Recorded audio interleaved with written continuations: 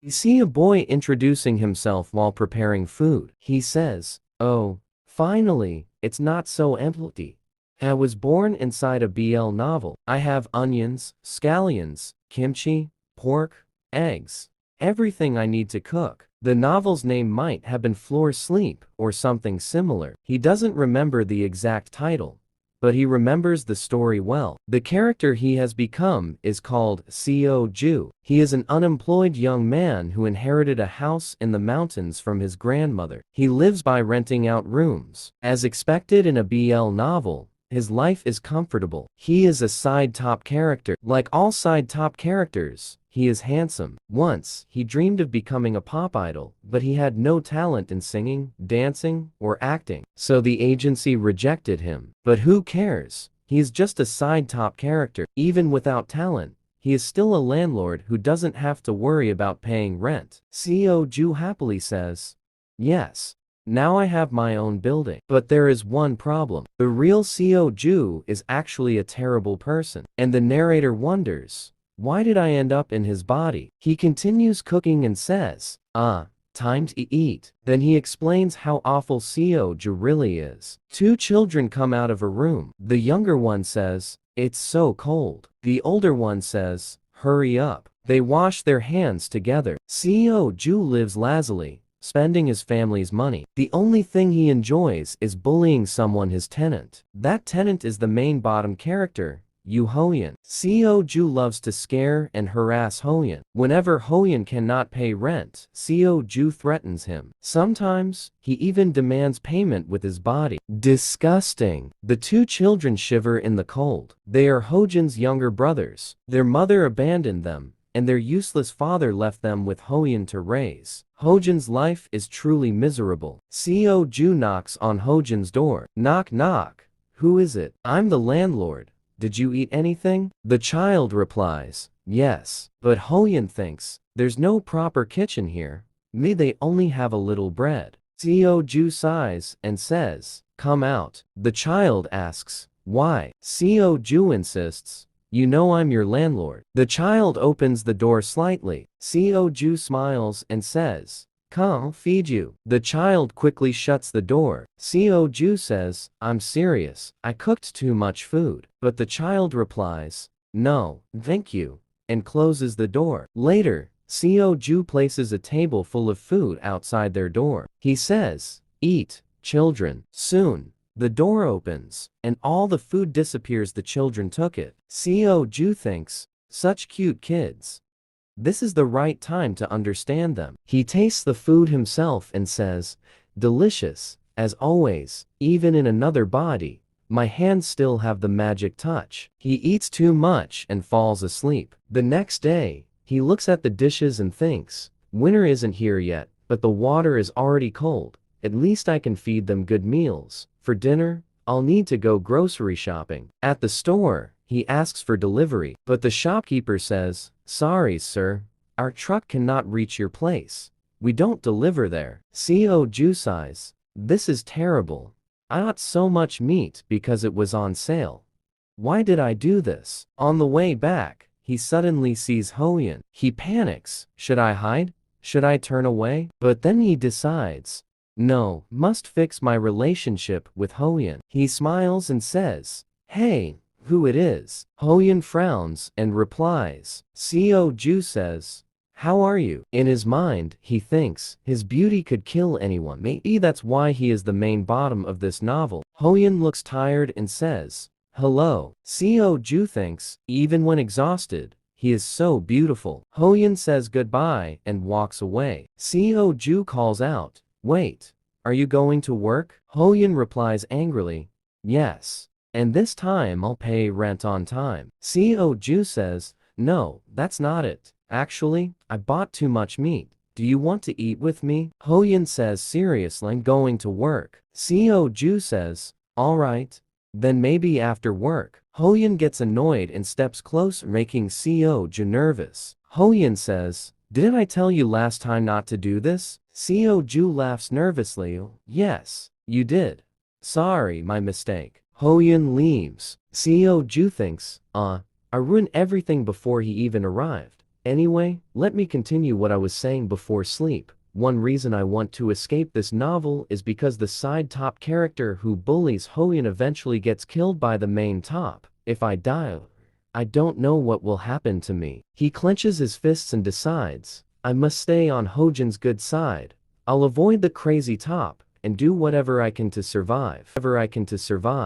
We see meat grilling. Jebu tells us, I was reborn as a terrible side top character. One day, I'll be killed by the main top. If I don't want to die, I must make sure Hoyun doesn't hate me. I need to become his friend and earn his trust. He thinks, they say if you want to catch the general, aim for the horse. So he decides to start by winning over the children. Jebu makes barbecue and asks the kids, do you want to eat some with me? The younger child looks tempted. He glances at his older brother. The older boy nods and asks, can we really eat this? Jebu smiles. Of course. In his mind, Jebu vows, I swear I'll make these kids chubby one day. Later that night, we see footsteps. It's Hoyun, returning home from work. He sighs, exhausted. I'm defeated. Even if I work all day, the money I earn goes straight to loan interest. I don't even remember the last time I had a holiday. I just want to run away somewhere far. Suddenly, his stomach growls loudly. He blushes, embarrassed. I should have taken time to eat. I was too busy and skipped my meal. I hope no one heard that. But then he sees Jebu. He curses in his mind. Seo Jebu,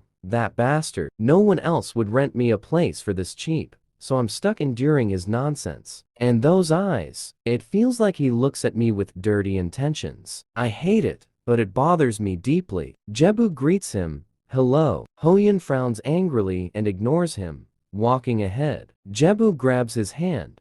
Wait a minute. Hoyun snaps. What are you doing? Jebu asks, did you eat? Hoyun hesitates, then shakes off his hand. Yes. I already ate. Jebu says, liar. Hoyun glares. Why would I lie to you? Jebu points out.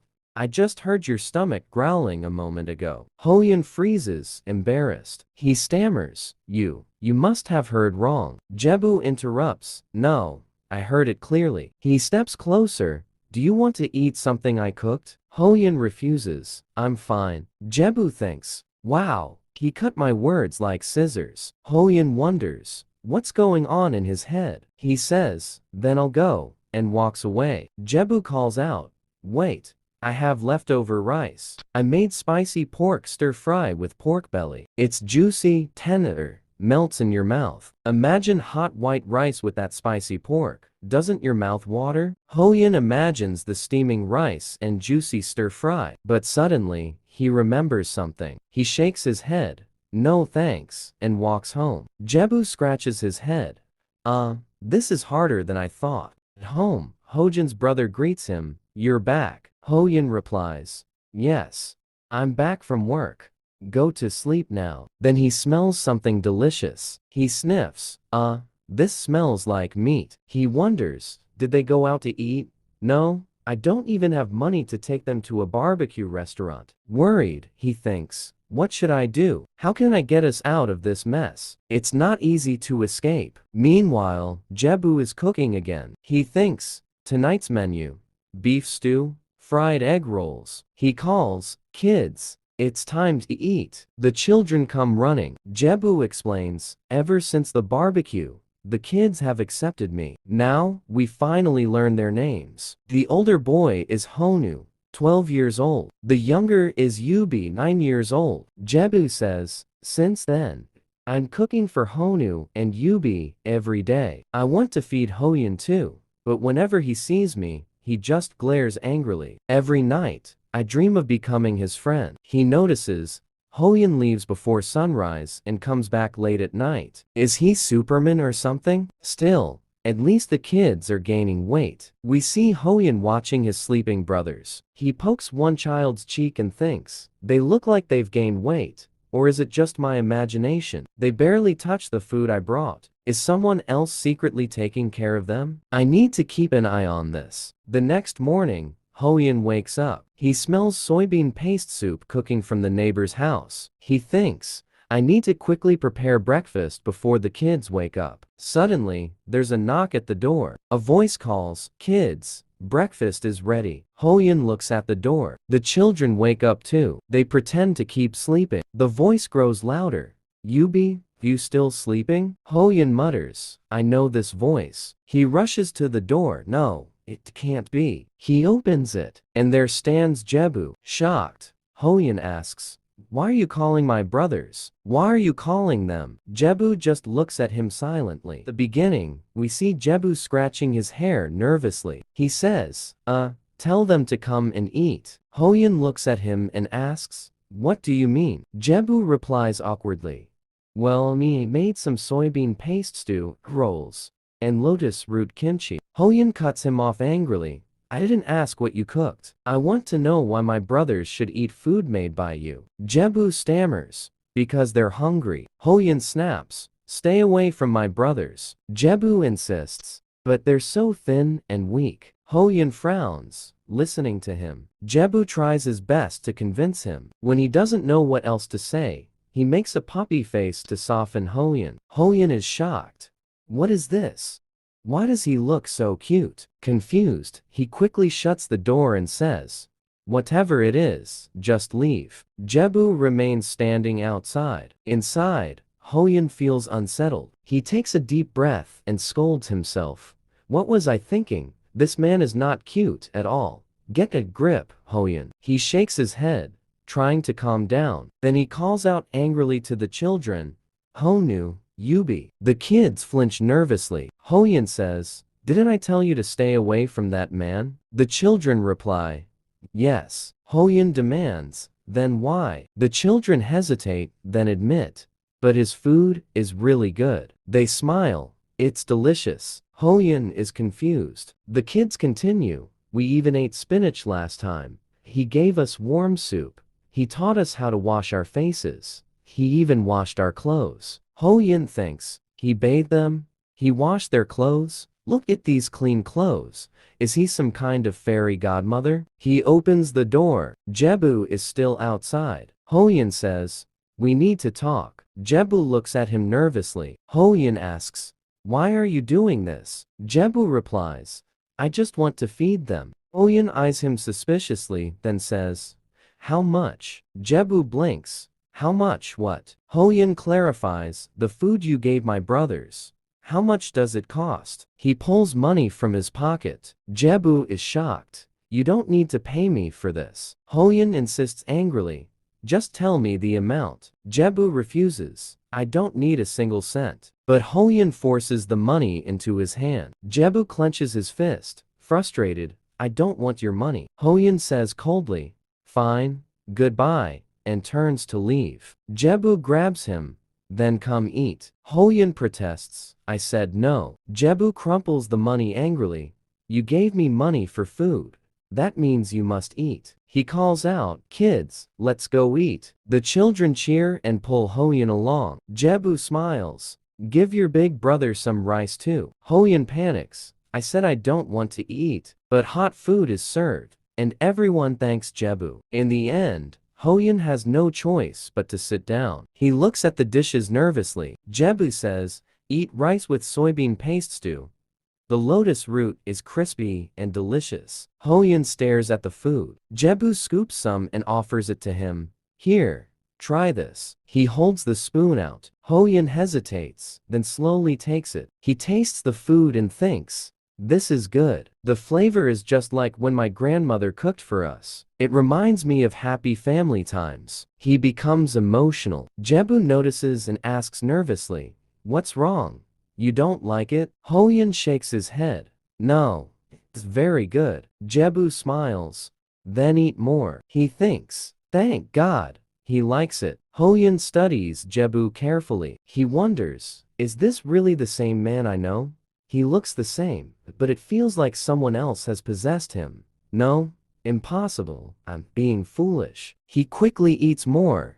"This is amazing." Jebu asks, "Do you want more?" Hoyun nods. "Yes." The children say goodbye and leave. Hoyun yawns. "I ate too much. I feel sleepy. Jebu had filled his plate with rice several times. Jebu asks, was the food enough? Hoyin smiles, yes. My stomach is full. Jebu thinks, did some hungry demon possess him? He ate 3 bowls of rice. Hoyin wonders, why is he acting like a puppy?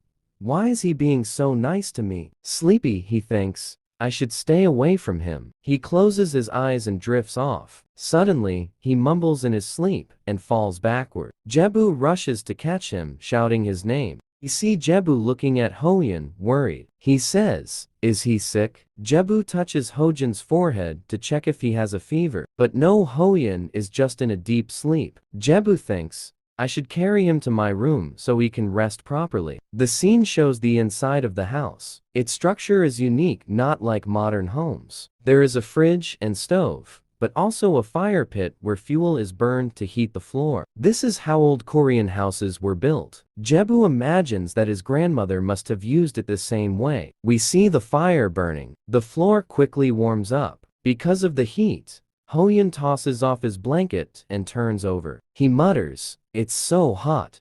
Where's the switch for this electric mattress? He looks around. Suddenly, Hojin's eyes open. He says groggily, where am I? He sits up lazily. Me, this is his room. It's warm here. Then realization hits him. Oh crap, did I fall asleep here? I really messed up. I already ate his breakfast, and now sleeping in his bed. Frustrated, he pulls at his hair. He opens the door quietly to check. Right outside, Jebu is waiting. Jebu smiles. Oh, you're awake. Hoyin. He asks, did you enjoy your sleep? Hoyin nods reluctantly. Jebu says, I'm glad. You looked very tired. I'm making spicy pork stir-fry for dinner. Will you eat? Hoyin frowns. Did I ask you that? Jebu replies, you should know what I'm cooking. You can even tell me what you'd like to eat. He adds cheerfully, you must be excited for dinner. Hoyin imagines the food, but shakes his head. No, thanks for breakfast, but I won't eat dinner. Going back to my room. He thinks, I can't keep accepting his favors. I don't know what the outcome will be. He convinces himself, yes, I shouldn't take these favors.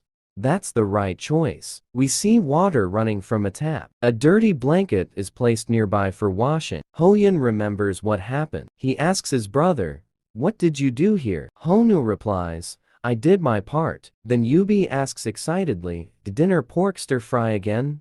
They eat that so often. The child smiles. It will be delicious. Hoyin sighs. He tells the kids, do you want meat?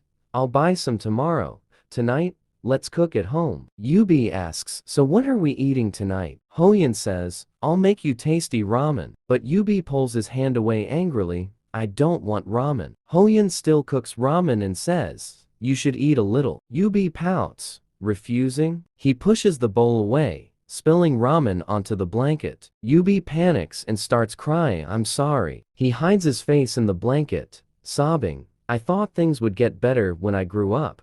But nothing has changed. Someone turns off the tap. Hoyin looks up, it's Jebu. Jebu smiles and asks, is something wrong? Hoyin, confused, mutters, you don't need to worry. In his mind, he thinks, I want him to go back to his real self, the arrogant, selfish man who treated me like a toy. Hoyin suddenly asks, why are you doing this? Jebu looks puzzled. Hoyin continues angrily, do I look weak to you? Are you trying to butter me up so you can sleep with me again? You're a horrible, disgusting man. Jebu lowers his head, shocked. Inside, he thinks, wow, he's trembling from shouting at me. Am I really the most horrible man? But actually not the original Jebu, so it doesn't matter. That's why I feel like laughing. He reflects, Hoyin is grown up, but still innocent. The original Jebu was truly awful. Yet Hoyin insults me in such a cute way. He should curse me even more. Jebu smiles to himself. He looks adorable. Meanwhile, Hoyin worries, I lost my mind for a moment, but he's still my landlord. What if he kicks me out? Jebu notices the blanket. It's cotton. It won't dry quickly. Do you have another blanket? Hoyin wonders. Why isn't he angry? Strange. Jebu stands up. Let me handle this. I'll wash it in the machine. Hoyin stammers, sure. Jebu then points. Your shoes are wet too. come dry them here. Hoyin looks down. No, they're fine. Jebu controls his temper and says kindly, it's cold outside. You'll get sick. Stop saying you're fine all the time. Hoyin flinches. Okay, sir, and sits down. Jebu hands him a towel. Hoyin says, thank you. Then Jebu brings 2 blankets and gives them to Hoyin. Use these until yours is washed and dried. Hoyin touches them. They're soft and comfortable. Jebu says, don't even think about paying me for laundry. I don't want money. Hoyin lowers his head. No, it's not that. I'm sorry. Jebu is surprised. He thinks, finally, he knows how to admit his mistake. He looks like a puppy. Jebu almost reaches out to touch him, but stops himself. Instead, he changes the subject. By the way, did you eat? Inside, he thinks, that was close. If I touched him, he'd misunderstand. Hoyin mutters, I only thought of making ramen. He talks too much. Jebu smiles. I cooked a lot. Will you eat with me? Hoyin is shown walking away, refusing the food. Jebu looks at the meal and sighs. Eating alone never tastes good. How can I meet Hoyin without making him uncomfortable? It's 7:30 in the morning. Hoyin is probably leaving for work. He opens the door, shivering.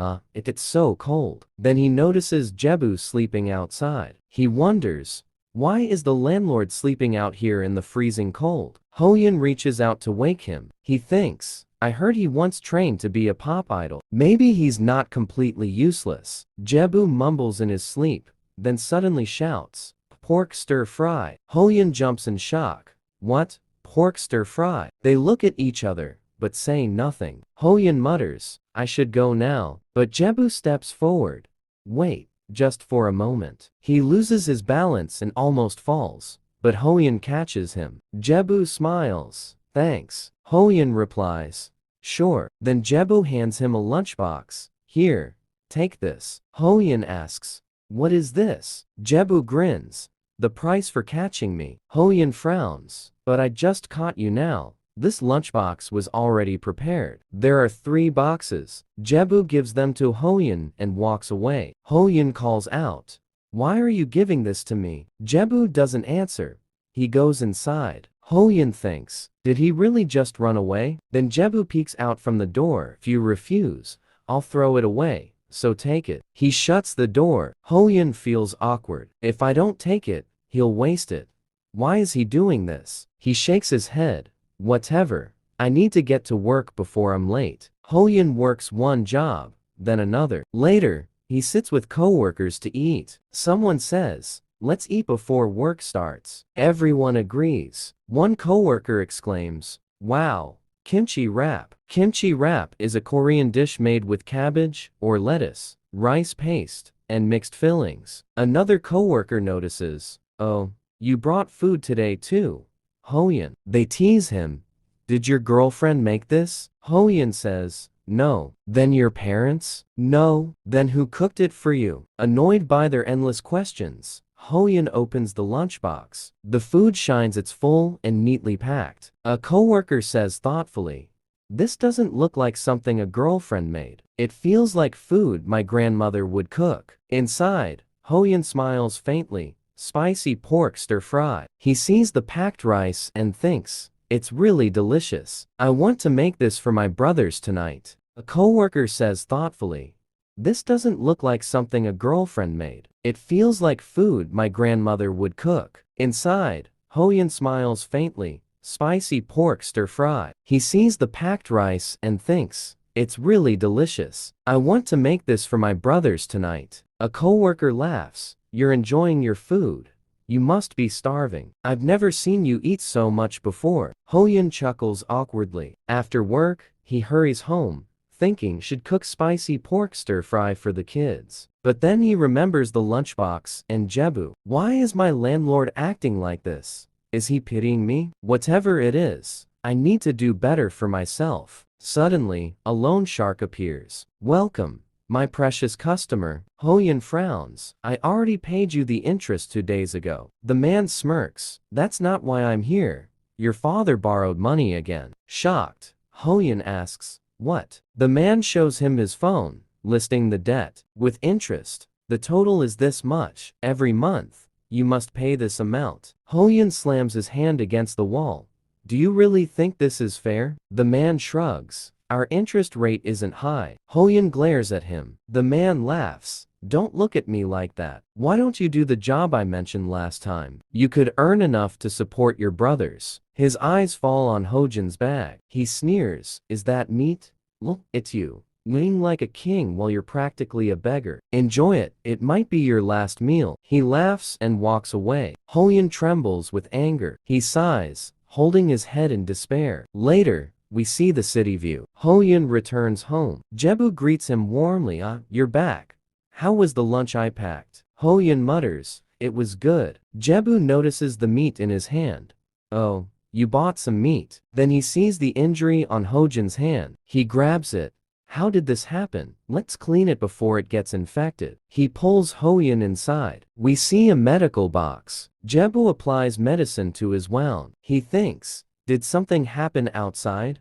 It doesn't look like he was beaten. Did his useless father cause trouble again? Angrily, Jebu mutters, that man is trash. Suddenly, Hoyun whispers to himself, I need more jobs. I need more work. Jebu is shocked. You already work like crazy. Jebu explains, he works at a convenience store, a bar, and loads delivery trucks whenever he has time. But all the money goes to loan sharks. Nothing is left. Hoyun mutters desperately, it's not enough.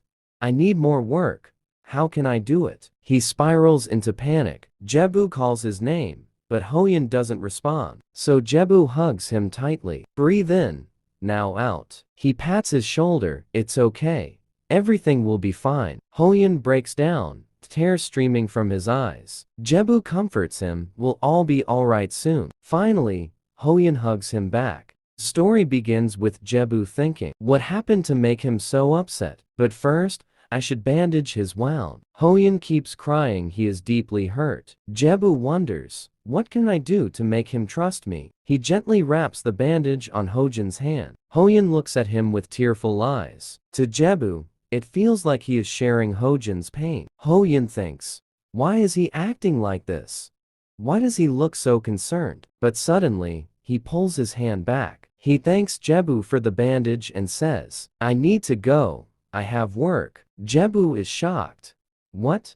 How can you work with an injured hand? Hoyun replies firmly, I must. If I want money, I have to go. Jebu grabs his hand, pulling him closer. They lose balance, and Jebu falls on top of Hoyun. They stare at each other, both uncomfortable. Jebu asks, what's your work address? Hoyun frowns. What? Jebu insists, come on, tell me. Hoyun blurts out the address like a parrot. Jebu covers his eyes gently. Now sleep. Rest. I understand. Hoyun protests. Wait, stop. But their hands touch again, making them both uneasy. Jebu says, I'll go to work in your place. Don't worry, just rest and sleep well. His cold hand touches Hojin's face. Hoyun thinks, his hand is so cold. It feels nice around my eyes. Slowly, he drifts into sleep. Jebu whispers softly, good night, sleep tight. Then he stands and leaves for Hojin's workplace. Outside, it is dark. Jebu thinks, how can I help him? Option 1, do nothing. Let the story continue as written. Option 2, pay off his debts, but then he'll think I want his body in return. Option 3, involve the government, but if I interfere too much, his happiness might be ruined. This isn't easy. What should I do? We see a bar with loud music. Jebu arrives. A worker greets him. Welcome, sir. Jebu says, this is where Hoyun works, right? I came in his place. He's not well. The man asks, is he really sick? And tries to call him. Jebu stops him. Don't call. He's sleeping. The man shrugs. All right then. But soon, the man says, Hoyun just called. He's on his way. Jebu thinks, I told him to rest. Why won't he listen? The story begins with Hoyun carrying Jebu on his back. Suddenly, Jebu's eyes open and he asks, who is it? Hoyun replies, oh, you're awake. Jebu slowly gets down and looks at him. Oh, Hoyun, it's you. Hoyun says, it's night. Be quiet. Jebu nods. All right. Hoyun smiles faintly. Then Jebu steps closer and asks, is this okay? Hoyan? Hoyan feels uneasy with the closeness and stammers. Why yes. Jebu whispers, come closer. I want to tell you something. I have some money. I want to pay your debt. Hoyan misunderstands. So that's why you've been acting nice. Nothing in this world is free. What do you want in exchange? My body. Jebu is shocked. What? Your body? What are you talking about? He grows angry. That all you think about? Hoyan panics. Wait. Stop. Jebu shouts. Your body is a temple. Respect it. Hoyan grabs his hand. Then why are you offering me money? If you don't want anything in return, why give it to me? Jebu replies. It's simple. But Hoyan twists it. Simple? Then you pity me. I hate that answer. Especially when you know how pathetic you are. Jebu feels hurt. He shakes off Hojan's hand. Fine. Keep your pride. I won't help you. Hoyan walks away. Jebu mutters, pity. How could he think that? He bangs his head against the wall in frustration. Hoyan stops and asks, aren't you going home? Jebu sighs. I feel dizzy. He thinks, at least he hasn't completely pushed me away. He laughs awkwardly. Hoyan looks at his hands, hesitates, then takes them. Come with me.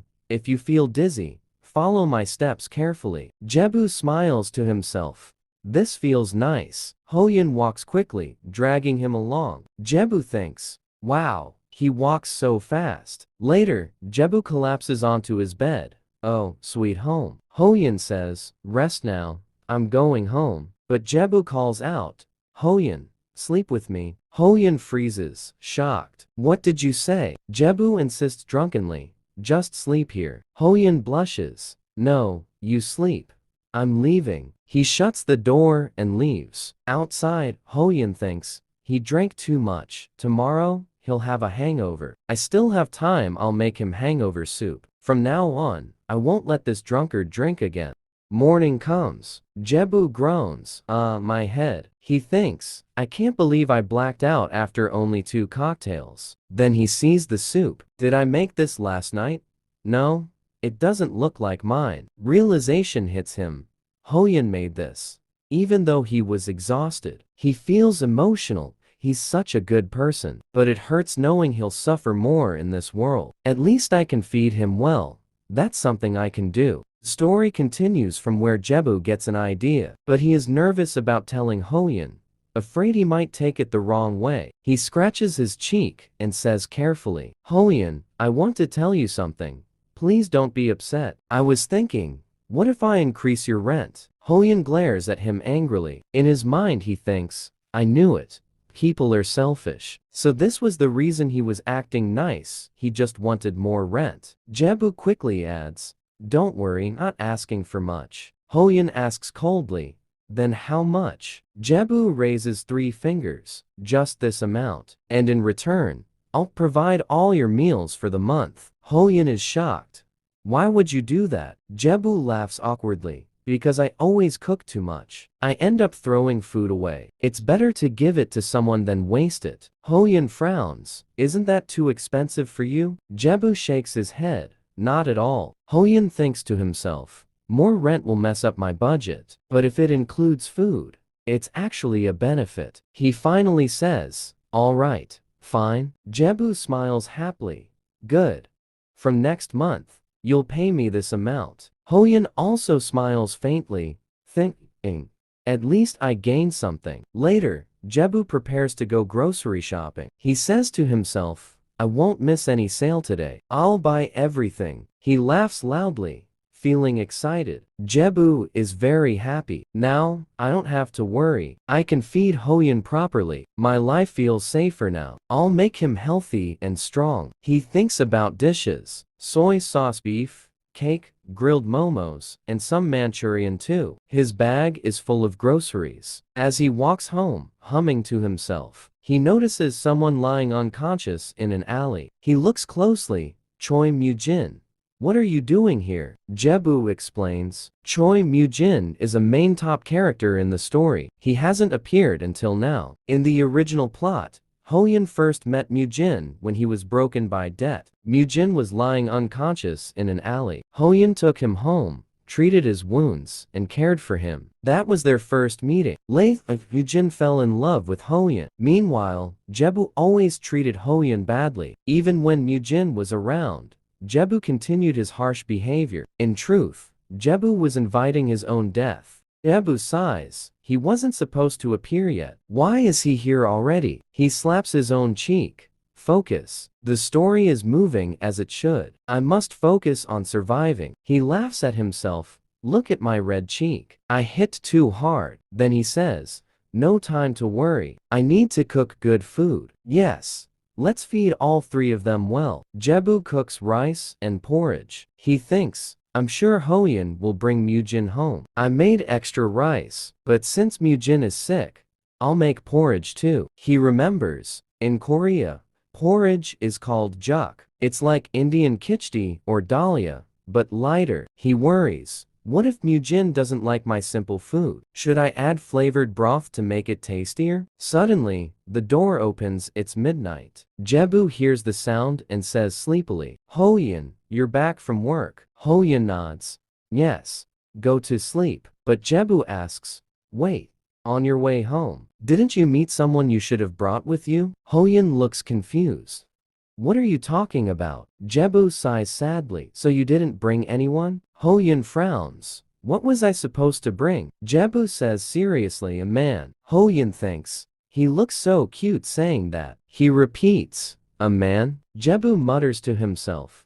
Yes. The man you'll fall in love with one day. Hoyun holds Jebu's hand and warns him. Jebu, not everyone in the neighborhood is good. Be careful when you go out. Never bring strangers home. Jebu nods. I know, but still. Hoyun ruffles his hair gently. Why are you inviting trouble? Go to your room and sleep. Jebu blushes at his touch. He wants to say something, but Hoyun says, good night, and leaves. Jebu quickly puts on his coat. He thinks, I can't just stand here. I need to see him with my own eyes. He runs, panting, and finds Mujin still lying in the same place. Jebu is shocked. He's still here, just like last night. No one helped him. People have no compassion anymore. He slowly approaches Mujin, thinking, if Hoyun had seen him, he would have taken him home. But Mujin is still here, helpless. Story begins in the morning. Jebu calls out,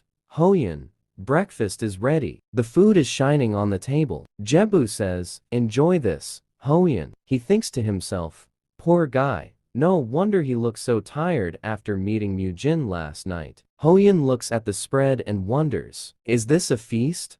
How can all this fit into the rent money? It's too much. He asks Jebu, you said this was leftover food. Do you call this leftovers? Jebu laughs nervously. Cooking reduces stress, you know, so eat. Hoyun mutters inside, liar. He never cooked like this before. He tastes the soup.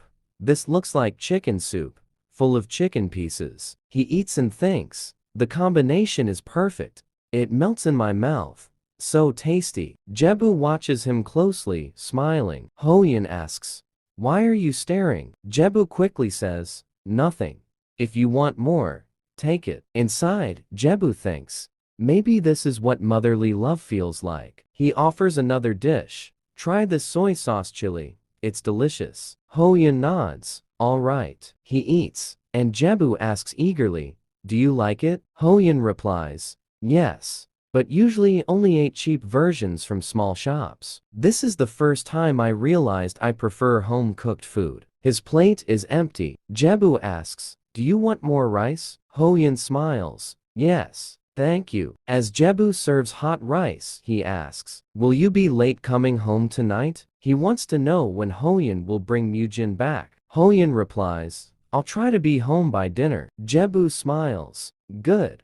Dinner time is fine. But inside he worries, is it right to leave an injured man outside all day? What if someone reports it? Then Mujin might disappear from the story, and Hoyun would never meet his soulmate. We see Mujin wandering faintly in the background. Jebu thinks, the storyline must continue as it was. Otherwise, everything could change. He debates with himself. Maybe it's not time for them to meet yet. Perhaps later Mujin will be injured again and appear in the same place. No, this is a fictional world.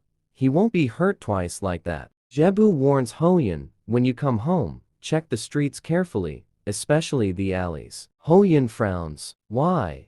Oh, if someone is injured, I'll call the police or helpline. That's common sense. Jebu scratches his cheek nervously. Yes, common sense. Hoyun adds, don't invite trouble. Hospitals exist for this. If you see someone hurt, report it. Don't try to take them home. Listening to all this, Jebu feels dizzy. He thinks, he's right, but still, he's the main lead.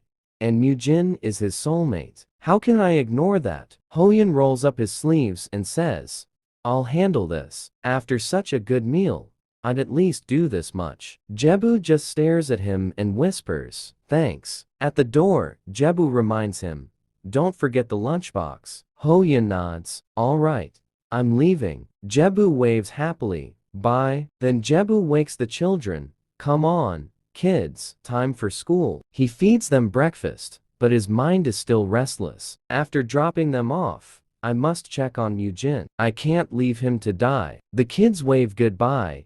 Have a good day. Jebu smiles. You too. He goes shopping at the supermarket. His bag is full of fruits. On the way back, he glances at the alley. Mujin is still there, breathing faintly. His injuries look serious. Jebu thinks, should I leave him here until Hoyun comes? But what if he dies before that? Suddenly, Mujin opens his eyes. He stares directly at Jebu. Jebu's soul almost jumps out. Oh no, he woke up. Panicking, Jebu dials emergency services. He thinks, I interfered with Hoyun and Mujin's destiny. What do I do now? Then Mujin speaks. Stop. Jebu freezes. Mujin laughs sharply. Do you even care about the consequences of what you're doing? Jebu trembles. He forces a fake smile. It's fine.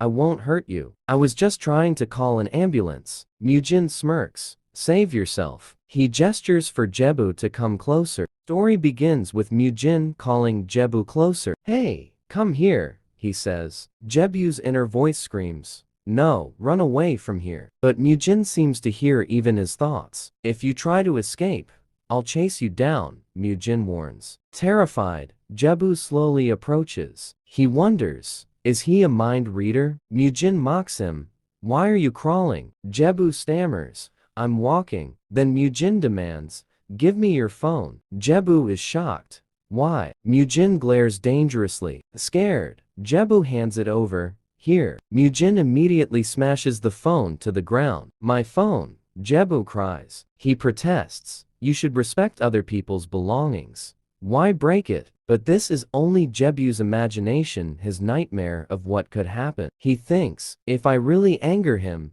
he'll destroy me completely. Mujin sneers. Now you can't call anyone. Jebu whimpers. You could have asked first. Suddenly, Mujin goes silent and collapses again. Jebu waves his hand nervously. Hello?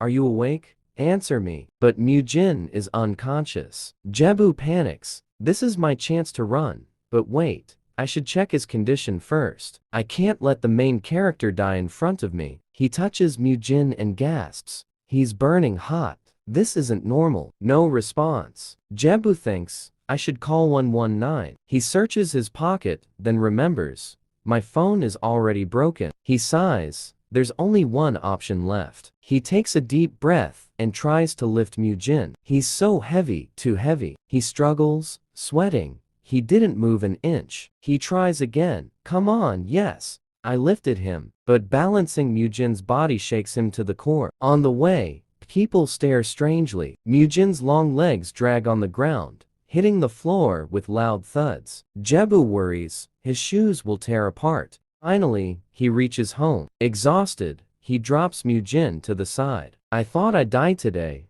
If I was even 1 second late, he might have died. The house is quiet. The kids aren't back yet, Jebu notes. He encourages himself. All right, I can do this. He removes Mujin's shoes, then unbuttons his shirt. He thinks, if I loosen his belt too, he'll be more comfortable. But as he reaches for it, Mujin suddenly grabs his hand. His eyes open briefly, glaring with deadly intensity. Jebu freezes in terror. Then Mujin closes his eyes again. Shaking, Jebu loosens the belt. Anyway, he mutters, he looks so dangerous. No one would guess he's a gangster. Jebu decides, I need to give him medicine for the fever. He examines the pills. Is this the right one? He imagines, the best way to give medicine to an unconscious person is to pinch his nose, so he opens his mouth. In his fantasy, he successfully feeds Mujin, but in reality, Mujin doesn't breathe. Why is he holding his breath? Open your mouth, idiot. Jebu panics. He thinks, I'll have to force it open. As he leans closer, Mujin suddenly pushes him down. He pins Jebu beneath him, glaring fiercely, and grabs his throat. What are you planning for me? Mujin growls. Jebu struggles. There's no kindness left in this world. He gasps for air, tears streaming. Please, let go first. Let me explain. Mujin pauses, then releases his grip. Speak. Jebu breathes heavily. Just wanted to help you. Mujin laughs coldly. You help me? Jebu nods desperately. Marks are visible on Jebu's neck. Mujin doesn't believe him. He tightens his grip again. Do you think I'm a fool? This time, his hold is even stronger. Jebu fights back, pulling at Mujin, trying to break free. Suddenly, the door creaks open. Both of them turn to look. And there he is, the hero, Hoyun. He sees everything and is shocked. Mujin stares back at him. Hoyun rushes forward, grabs Mujin's collar, and shouts, Stop. The story begins with Hoyun holding Jebu, asking, Are you okay? Jebu breathes heavily. I'm fine. Mujin trembles as he gets up, saying, So this is how it ends. Come to me. But suddenly, he stumbles and falls. Jebu, still gasping, is startled. Careful. Hoyun pulls Jebu back. Leave him.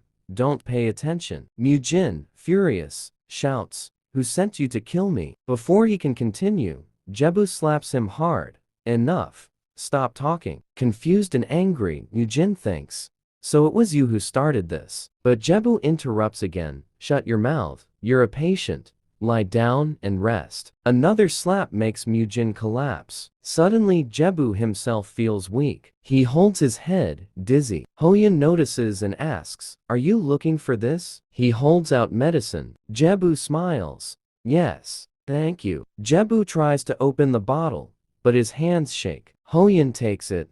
Let me help. Jebu is startled. Hoyun pours out the medicine.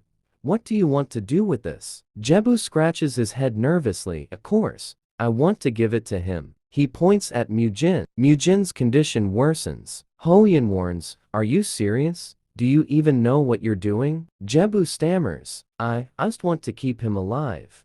He tried to strangle me, but still. He's your soulmate. If he dies, the story will collapse. Mujin growls, You think I'll drink this poison? You want to kill me. Hoyun suddenly grabs his throat, forcing his mouth open, and pours the medicine in. Mujin coughs violently. You crazy fool. Jebu sighs. He doesn't even realize we're helping him. But I have no choice. Someone has to keep him alive. Hoyun wonders silently. Why is Jebu doing this? I don't understand. But for some reason, I feel a needing. Me jealous. He asks Jebu, Do we have ointment or bandages? Jebu nods. Yes.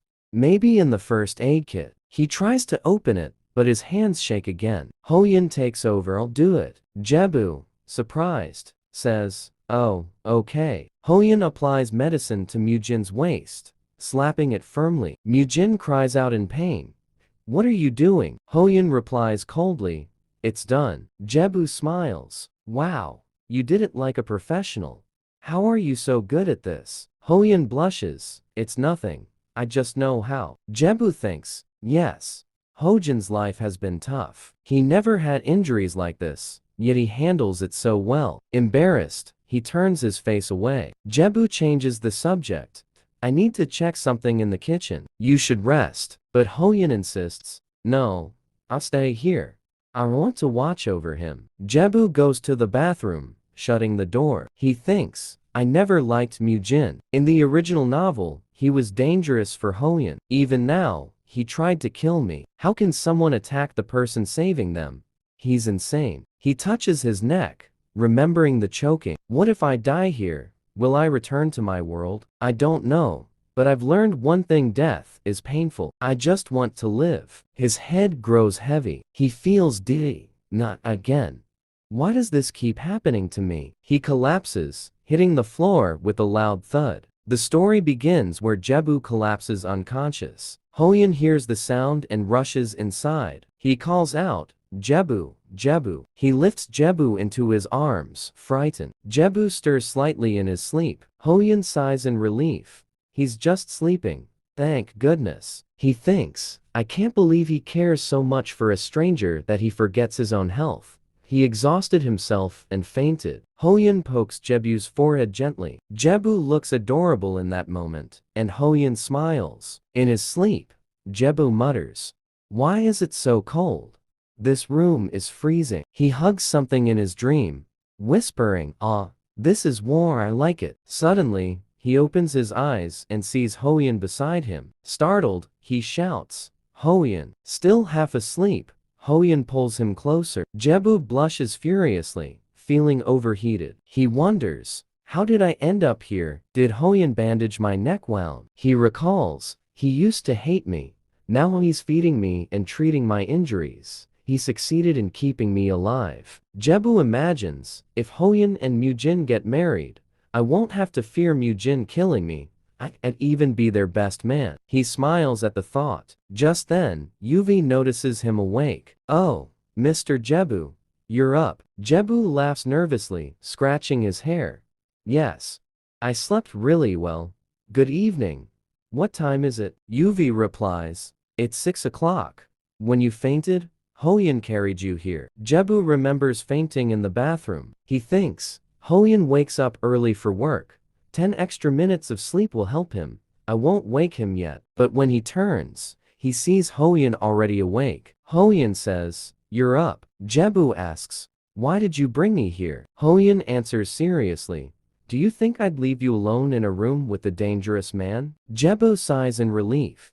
True, Mujin is dangerous. Jebu changes the subject. Anyway, it's 6 o'clock. Time to cook dinner. He asks, "Hoyun, will you join me for food?" But then he freezes, shocked. Hoyun is changing clothes. Embarrassed, Jebu blurts out nonsense, then tries to cover it up. No, forget it." He sneaks a glance at Hojin's body. Wow, perfect muscles. Any guy would be jealous. He works so hard. And this is the result. Compared to him, I'm so thin. My clothes hang loose. But of course, I never exercised, I just wrote all day. Suddenly, Jebu remembers, writing. Before entering this novel, I was a writer. That's why I stayed home all the time. He opens the door to leave. Hoyun asks, "Are you going alone?" He pretends like a husband. "Fine. But keep the door open." Jebu protests, "It's cold." Hoyun snaps, "I said keep it open. That's final." Jebu mutters angrily, all right, leaving the door ajar. Inside, Mujin lies in pain. Jebu thinks, he can't hurt me now. He's too weak. Mujin looks more like a suffering man than a dangerous gangster. In his dream, Mujin walks through dark alleys. He says, "Pain and I are the same. My body is covered in scars, each one tells a cruel story. This one too is the result of betrayal. Someone I trusted, my own subordinate, plotted against me." He remembers his childhood in hillside slums. "I wanted to return there, just for a while, to relive those memories." Meanwhile, Jebu watches him from outside. Mujin thinks, if that careless man hadn't come near me. He recalls being carried home, his shoes dragging on the ground. Suspicious, he wonders, who sent him? Did someone order him to do this? If so, I'll kill him. But when he tries, he can't. He feels heat rising. Why am I burning? It's like I'm sitting in fire. Sweating, he wakes up suddenly. Confused, he sees Jebu smiling at him. "Oh, you're awake." The story begins where Jebu smiles at Mujin and says, "Oh, you're awake.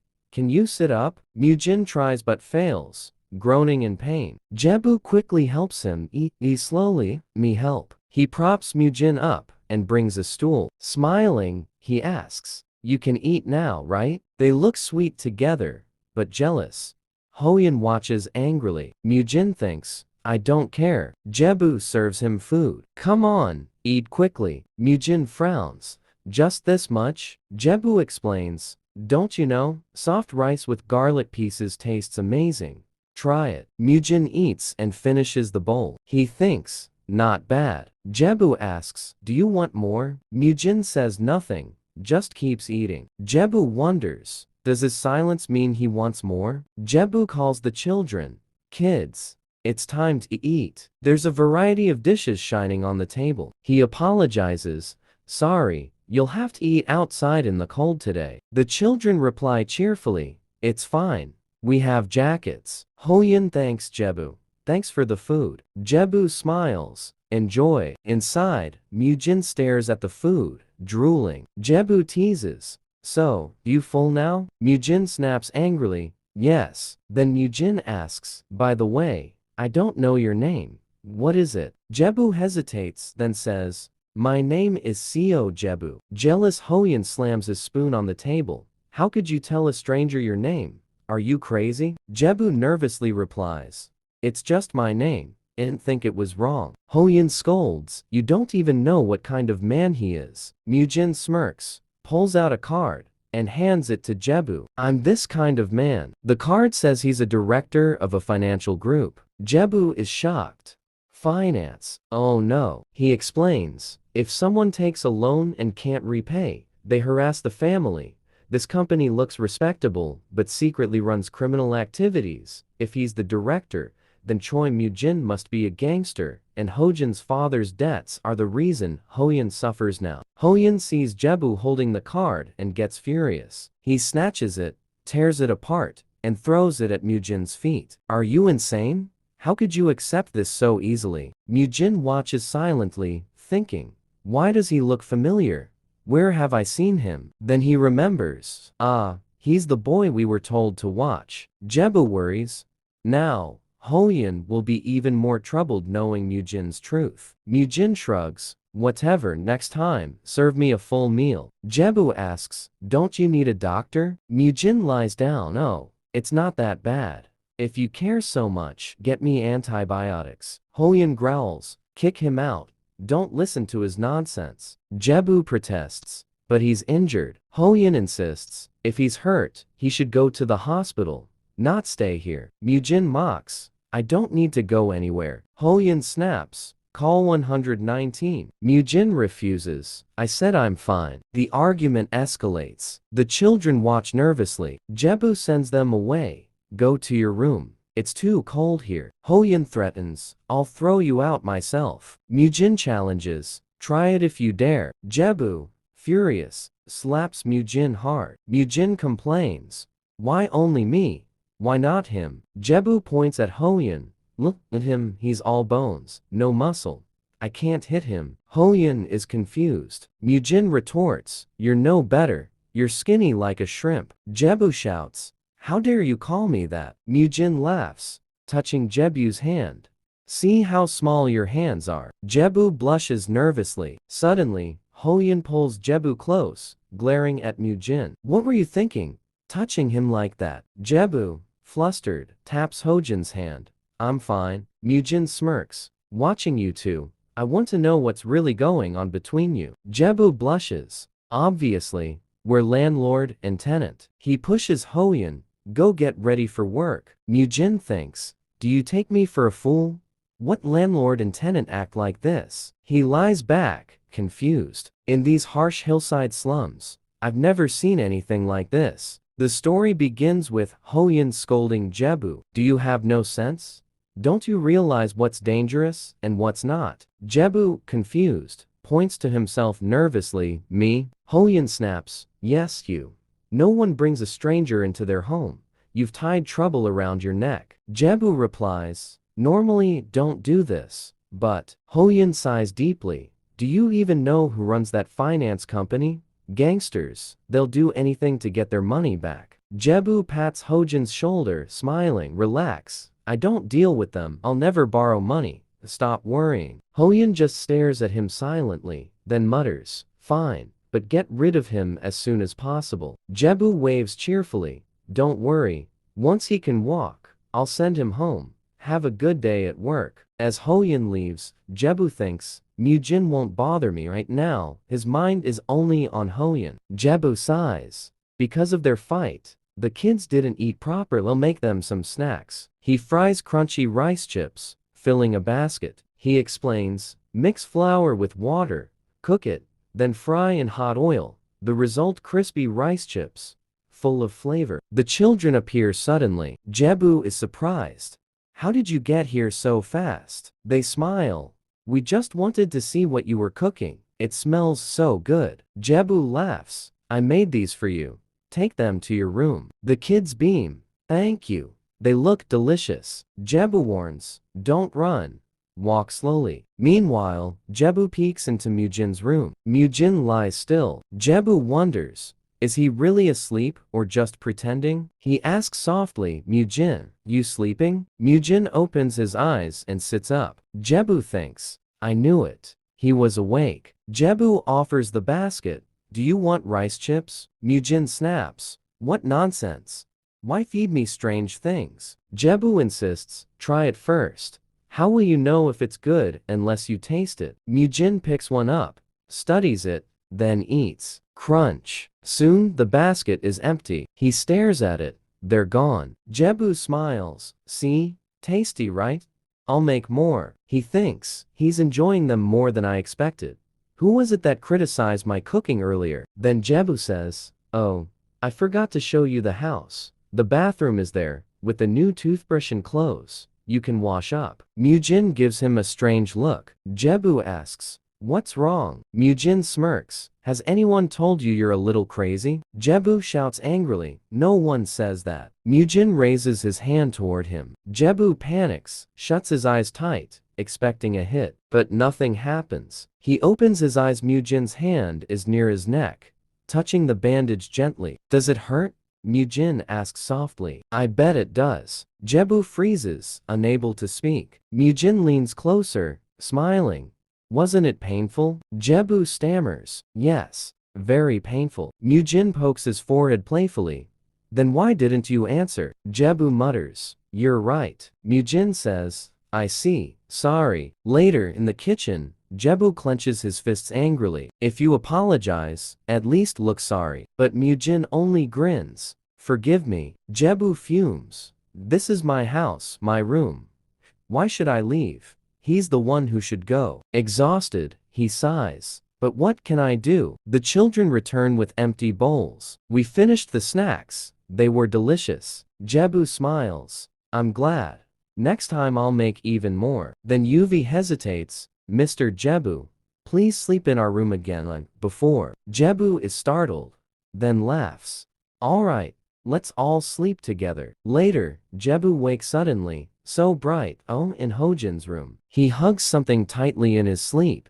This place is so warm and comfortable. Then he realizes, wait, this feeling, oh no, did I hug Hoyin again in my sleep? Panicked, he jumps up, shuts the door, and scolds himself. Why did you do that again?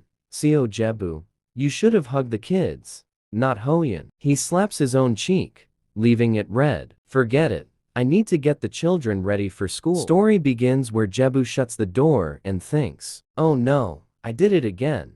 I hugged Hoyin in my sleep. Why? Seo Jebu, why? If I wanted to hug someone, it should have been the kids, not Hoyin. He shakes his head. Forget it. Let's wake the children and send them to school. Later, as the clothes dry in the wind, Jebu says, it's already noon. The kids will be home soon. Should prepare food. He complains, I haven't gone grocery shopping in days because of that man lying here relaxing. My fridge is empty. He opens the fridge, sighs. Winter is coming. Should make homemade kimchi to fill it. He explains, in Korea, kimchi is prepared in late autumn and early winter. I have a big yard, perfect for making it. He counts on his fingers. Hoyin, Hino, and Y. 20 cabbages should be enough for us four. I don't think I should count that gangster. And yes, I mustn't forget pork belly. Fresh kimchi with pork belly is a favorite here. He wonders, can I get all this delivered? Carrying so many cabbages up the hill will be tough. Just then, the children return home. Y cries, I want to go to the amusement park. Jian went. But I couldn't. Jebu comforts him, handing a lollipop. Don't cry. Here, take this candy. Gino sighs. Life isn't that easy, why?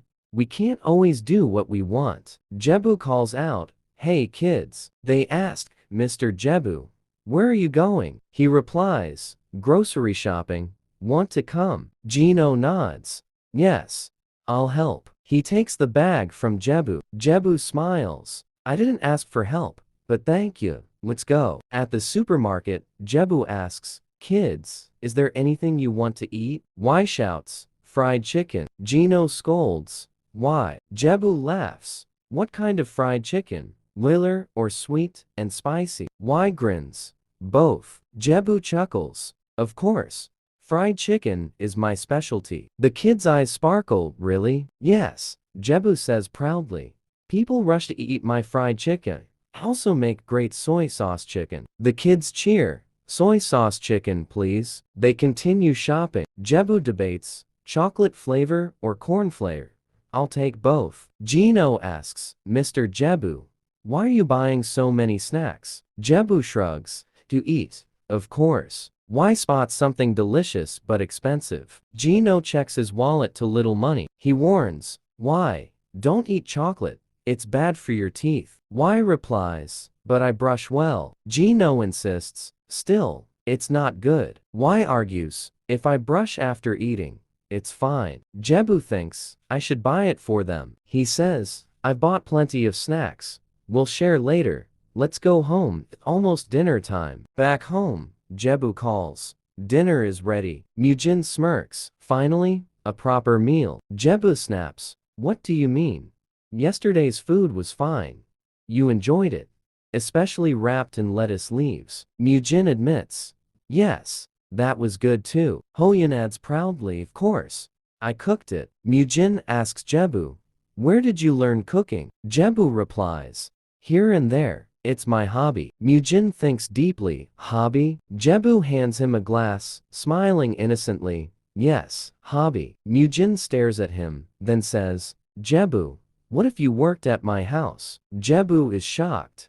What? Mujin continues. I'll pay you whatever you want. Jebu thinks, I knew he'd want Hoyan, but me cooking at his place? I didn't expect that. He clears his throat nervously. Sorry, I don't think I can. Mujin asks, why not? Jebu explains, first, your house is far. I'm the kind of person who takes a taxi even for 3 steps. Mujin replies, so take a taxi, I'll cover the cost. Jebu mutters, you must have too much money.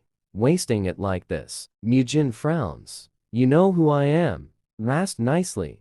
Don't make me force you. Jebu thinks, so now it's a threat. But there are plenty of good cooks in the world. Find someone else. Mujin insists, I already found the one who matches my taste. You. Jebu says firmly, no matter what you say, I won't agree. Mujin stands, stretches out his hand. Co Jebu, be a good boy, listen to me. The story begins where Mujin threatens Jebu. You should be a good boy and listen to me carefully. Jebu, terrified by how close Mujin is, freezes. His mind goes blank. I must refuse him, but what should I say? Suddenly, the door opens. Hoyan enters and sees them together. He immediately pulls Jebu to his side. Jebu is confused, while Hoyan shouts at Mujin, what were you trying to do? Mujin calmly raises his hand. You misunderstood. I was simply offering Jebu a job. Hoyan glares suspiciously. Really? Jebu adds nervously. Yes, I think he liked my cooking. Hoyan demands, you're not going to accept, are you? Jebu shakes his head. Of course not. I don't want his offer. Mujin presses. Not even if I pay you a lot. Jebu replies, I already have enough money to live my life.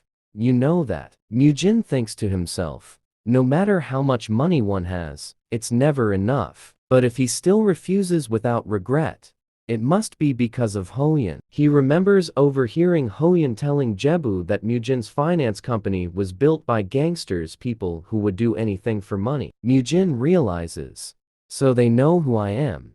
This man is interfering. If not for him, Jebu would have already bowed to me. I know how to remove obstacles. Then Mujin smiles slyly. For now, it's fine. Jebu wonders. For now, trying to lighten the mood, Jebu says, Hoyan, let's order food for you too. But Hoyan grabs Jebu's hand tightly, pulling him away. Jebu gasps, Hoyan, what's wrong? Hoyan ignores him, drags him to bed, and says firmly, I'm fine. I don't need food. You rest first. Jebu protests, but you need to eat. Hoyan cuts him off, touching his forehead. You don't need to worry about me. You've already fainted before from exhaustion. You're working too hard caring for that fool. Take a break. Jebu whispers, I just want to help you. Hoyan softens, then rest. I'll wake you when it's time. He watches Jebu sleep peacefully, then turns angrily toward Mujin. Mujin sits calmly. He smirks. Your timing is perfect, Hoyan.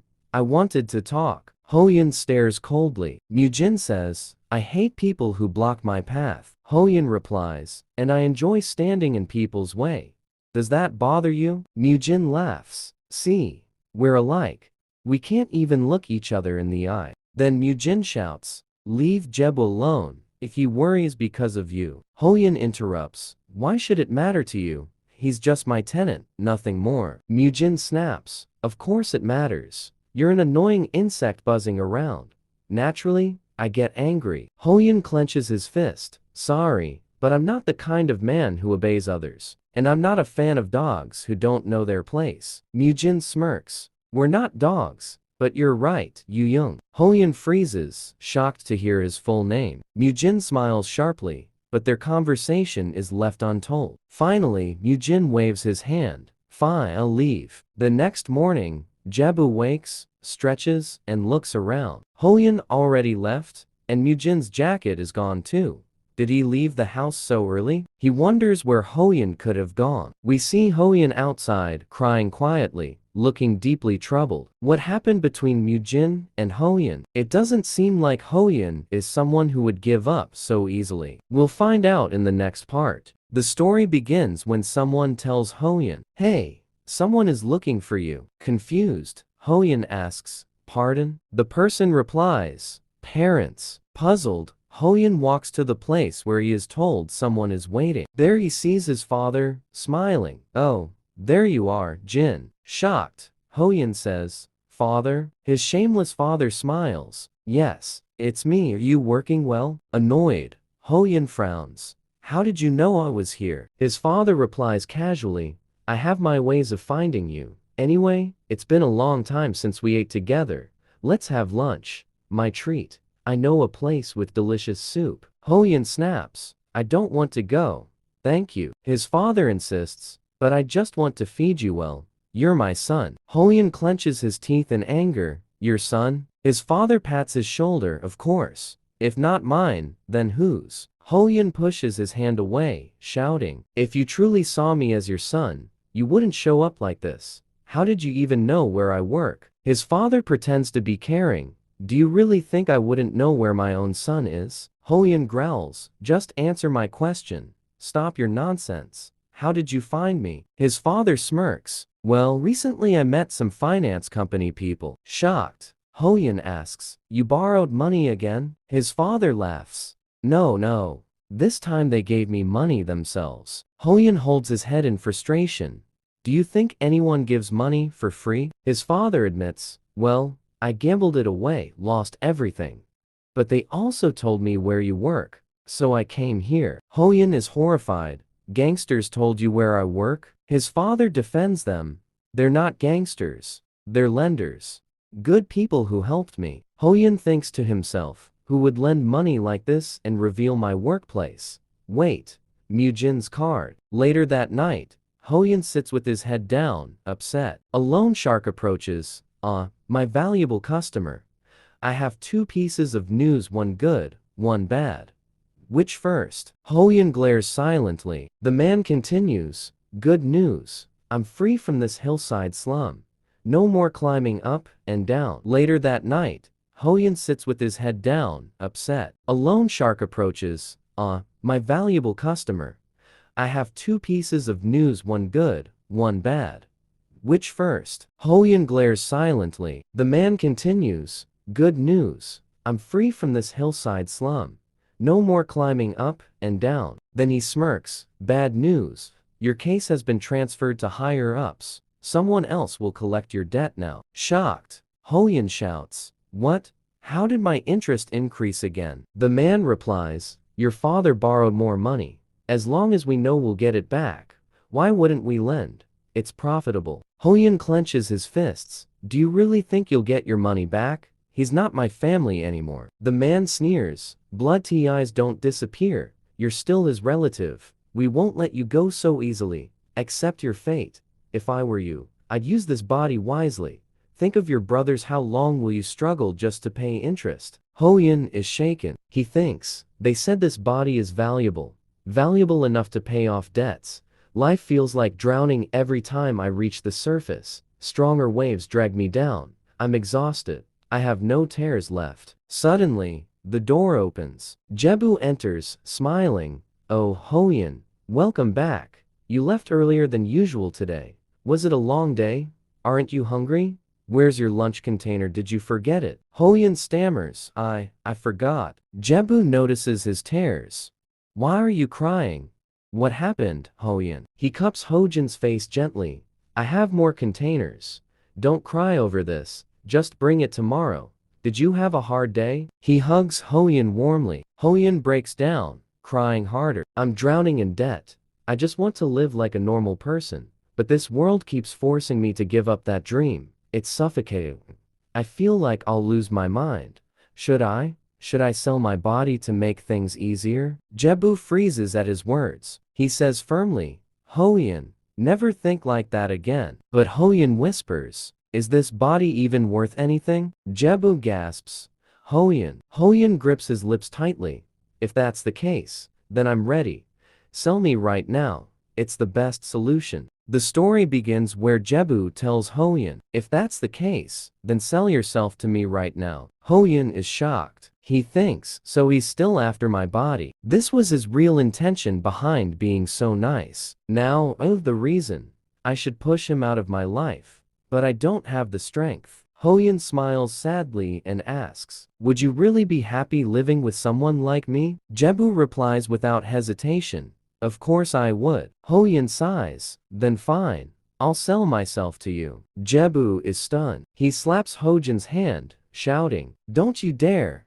Think before you speak. How can you insult yourself like that? Hoyan hadn't expected such a reaction. He stares at Jebu's angry eyes. Jebu adds, that's not what I meant, idiot. Still upset, Hoyan says, but you told me to sell myself. Jebu yells, I meant physical labor, fool. How do you even get such thoughts at your age? Hojin's mood drops further. He thinks, even with all my work day and night, I can barely pay interest. How much can I earn with just physical labor? There's a limit. Jebu sighs deeply. Trust you. Before you die, you'll pay it off. So stop worrying. He takes Hojin's hand. First, eat something. You work all day without proper meals. Hoyan smiles faintly. Are you trying to be a loan shark yourself? He asks. So what's for dinner? Jebu grins. It's a surprise. Get ready to be shocked. He brings out fried chicken. Ta-da! The children run in happily. Welcome back, Hoyan. Hey, you're here. They cheer. We made fried chicken today. It's so delicious. They list the flavors. Regular, sweet, spicy, and soy sauce. Hoyan watches them quietly, touched. Jebu proudly says, yes, I'm a fried chicken master. Hoyan tastes it crispy and crunchy. He thinks, this is truly delicious. Jebu hands him a can. Here, beer. Fried chicken with cold beer is the best combination. Hoyan protests, but I don't drink. Jebu insists, just try one sip. It tastes amazing together. He offers soda to the kids, who happily accept. Jebu takes a sip himself. Ah, perfect. He laughs. This is why beer is always served with fried chicken. Hoyan admits, you're right. This chicken is special. Jebu smiles. My friends always told me to open a fried chicken joint. I don't make it often because it uses too much oil, but when I do, I cook a lot and invite friends. He remembers, There was someone who loved it. He ate so much, even though he usually ate little. He must have been a close friend, but I can't remember his name. I only remember him, not myself. And I'm sure I used to be taller than I am now. Later that night, the children sleep. Hoyin asks Jebu, were you serious earlier? About selling yourself? Jebu sighs. Can we phrase it differently? It's not something to be proud of. Hoyin asks, then how should we say it? Jebu points. Say that I'm just helping you pay your debt. Hoyin frowns. What debt? Don't you know I'm rich? I own a house. I can rent. Jebu laughs. You live in a hillside slum. If you sell it, how much do you think you'll get? Jebu's head spins. He explains. My grandmother was a self-made woman. She worked hard from a young age, saved every penny, and left it all for me, so I could live comfortably. I'm using her money to help you. I promise I'll repay it somehow. Hoyin looks sad. Why should I take money I can't return? Jebu insists. It doesn't matter, just take it. Hoyin refuses. No, it doesn't feel right. Jebu is hurt. He says nothing, just grabs a beer can and gulps it down in one breath. Hoyin is shocked. Why did you drink it all at once? You're such a lightweight. Jebu laughs drunkenly. I'm not drunk. I'm fine. Hoyin shakes his head. Anyone can see you're drunk. Jebu slurs. Why? Why won't you take my money? I just want to pay your debt. Hoyin holds his hand gently. If you spend all your money, how will you live? You don't even know how to survive. Jebu shouts. I can work. Hoyin looks at him seriously. Can you? Jebu yells. Why are you staring at me like that? He points at a heavy tub. Look, I can lift this easily. Hoyin chuckles. Even Gino can lift that. Jebu protests. How? It's huge. Then he throws it aside. See? Nothing. Hoyin smiles. I can't believe I'm laughing right now. A moment ago, I thought my life was over. But maybe life isn't so hopeless. Along with pain, there are also joys, we just need to see them. Jebu says, you said we barely know each other. But there's one relationship we do have. Hoyin asks, what relationship? Jebu grins mischievously, steps closer, and kisses him. Now our relationship begins getting to know each other. The story begins where Jebu kisses Hoyin. Hoyin is shocked by the sudden act. He blushes and covers his mouth with his hand. Jebu feels happy seeing his reaction. Hoyin removes his hand and asks, what do you mean? What kind of relationship is this supposed to be? Jebu touches his chin, thinking deeply. Later, Jebu is shown sleeping peacefully in Hojin's lap. Hoyin watches him carefully. He thinks, what kind of relationship is this? Maybe I shouldn't think too much. He only did it because he was drunk. Hoyin takes a sip of beer, crushes the can, and mutters, why do you always act like this when you're drunk? He strokes Jebu's hair gently. From now on, don't drink alcohol, Jebu. Half asleep, Jebu mumbles, okay. Hoyin is surprised. Really?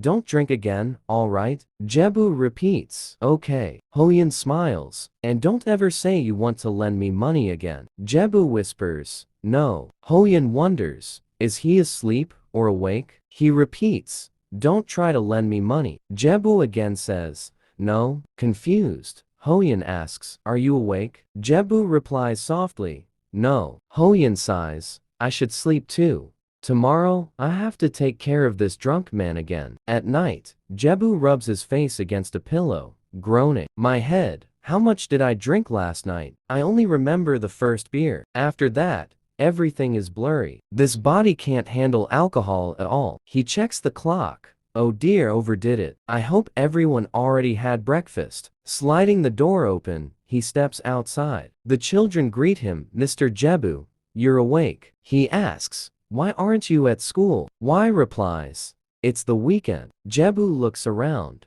Where's your big brother? Gino answers, he went to work. He said to give you the soup he made when you wake up. Jebu rushes over.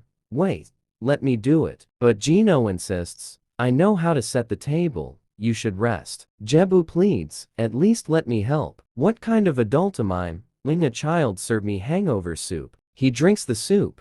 I can't believe Hoyin made this egg hangover soup before going to work. It's a little plain, but it suits my stomach perfectly. So Hoyin is a great cook too. After eating, Jebu thinks, I need to buy cabbages for kimchi. Last time I only bought ingredients for fried chicken, so I have no side dishes. And I need a new phone too. Later, Jebu drags a heavy cart, panting. Are you kidding me? They refused to deliver cabbages to my house. I carried Mujin all the way home once. This should be easier. Suddenly, he feels lighter. He turns and sees Hoyin helping him. Oh, Hoyin. Hoyin smiles. Hello. Jebu says quickly, you don't need to help me. Hoyin replies, but it's heavy. Jebu boasts, I can handle heavier things. I'm strong, remember. I carried Mujin. Hoyin chuckles. Yes. I know you're strong.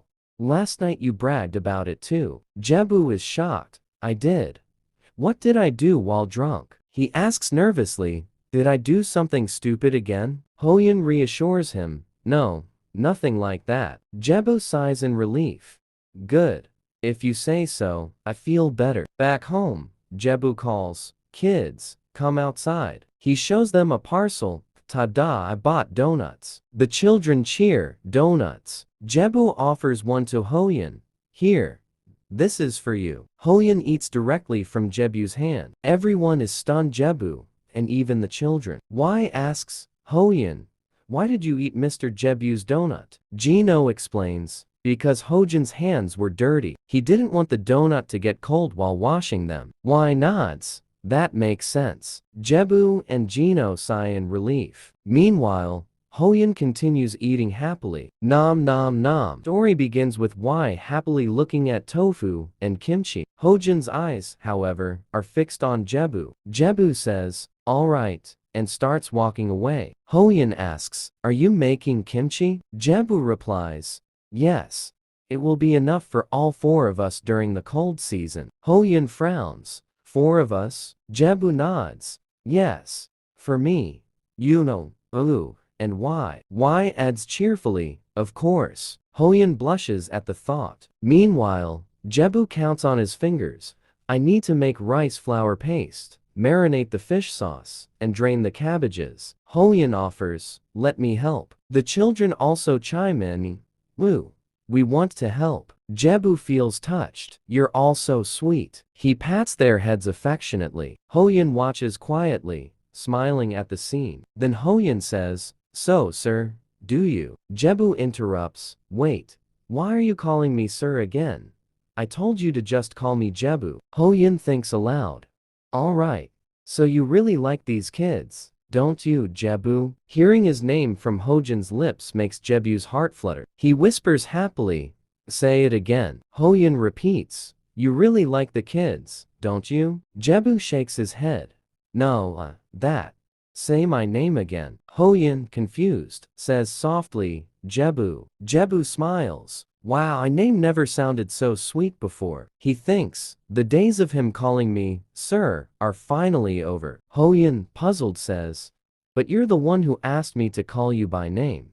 Why are you so surprised? Jebu laughs. You're right.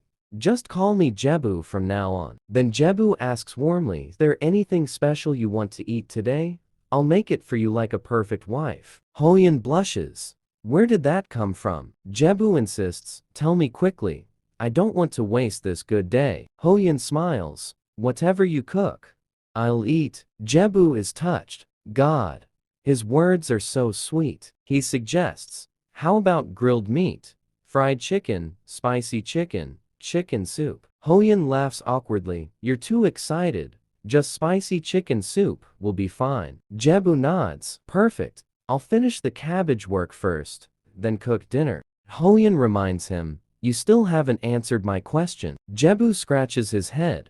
Which question? Hoyin repeats, do you really like children? Jebu smiles. Of course. Look at them, they're so sweet, well-behaved, and kind. Then he adds softly, and you too, Hoyin. You're young, hardworking, and cute. Hoyin blushes. Then you're cute too, Jebu, and small. Jebu protests, I'm not small. Hoyin teases, compared to me, you are. Jebu turns red, embarrassed. Later in the kitchen, Jebu mutters, At least I have all the ingredients at home. Hoyin approaches. Hey, Jebu warns, if you talk about my height again, leave. Hoyin blushes. I just wanted to help. Jebu blushes too, thinking, why is he acting like this? Did I push him too much? He says softly, come stand near me. As Jebu chops vegetables, he says, look, doesn't this look nice? Hoyin nods, yes. Then he smiles. Do you know how cute you are, Jebu? Jebu laughs nervously. No.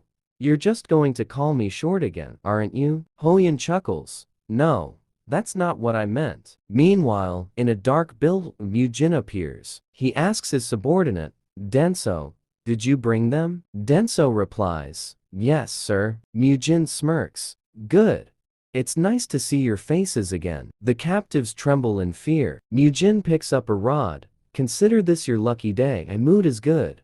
I'll hurt you, but quickly. The prisoners cry out in terror. Mujin sneers. You tried to betray me. If you had stabbed deeper, I'd already be 6 feet under, but you failed. After punishing them, Mujin sits back, exhausted. Denso, he calls. Yes, sir, Denso replies. He reports, that boy is working at a construction site, a bar, and delivery hubs. He's struggling to pay interest since we increased his debt. Mujin nods. Fine. And the other one? Denso explains, he only goes out for grocery shopping. He's well known in the neighborhood. When he was younger, he trained to be an idol, but quit. Recently, he bought a large amount of cabbage. Looks like he's preparing homemade kimchi. Mujin smiles darkly. Homemade kimchi, perfect. Story begins with Mujin eyes closed, lost in thought. He thinks, yes, he's making kimchi. That's how people in these hillside slums live every winter. Clockwork. They stay busy making kimchi at home. We see a flashback of Mujin's childhood, watching others prepare kimchi. He snaps back to the present, smirks. Should I go meet him? Meanwhile, Jebu rubs his ear, confused. My ear is tickling. Does that mean someone is talking about me? Me in Korea, tickling ears mean gossip. He turns to the pot. Oh, it's boiling. The dish is ready. Spicy chicken breast. Jebu calls out, kids, can you handle spicy food? Hino replies, yes, I like spicy rice cakes. Y adds proudly, me too, I love spicy food. Jebu smiles, wow, you can eat it. You've grown up. Hoyin thanks him, thank you for cooking. Jebu beams, hope you enjoy. They all begin eating. Soon, the children struggle. Hino thinks, so spicy. Y gasps, my mouth feels like fire. Jebu quickly offers, here, some steamed egg will balance the spice. The kids are amazed. Wow. Jebu eats happily. This is good. I need more rice. He warns, don't eat too much. Tomorrow we'll make boiled meat. Hino's mouth waters. Boiled meat. Y, confused, asks, what kind of dish is that? I've never heard of it. Jebu thinks, Hino must have tried it before. But why hasn't? Their parents left them early. And Hoyin is always busy working. He says, then tomorrow, we'll try it together, a boiled meat party. The kids cheer. Party, party. Hoyin smiles. A break like this will be good for my brothers and Jebu. Just one day, it's fine. Later, Jebu sits with Y in his lap, while Hino talks. Hoyin says gently, Hino, Y, it's time to go back to your room and prepare for bed. Jebu suggests, they can sleep here.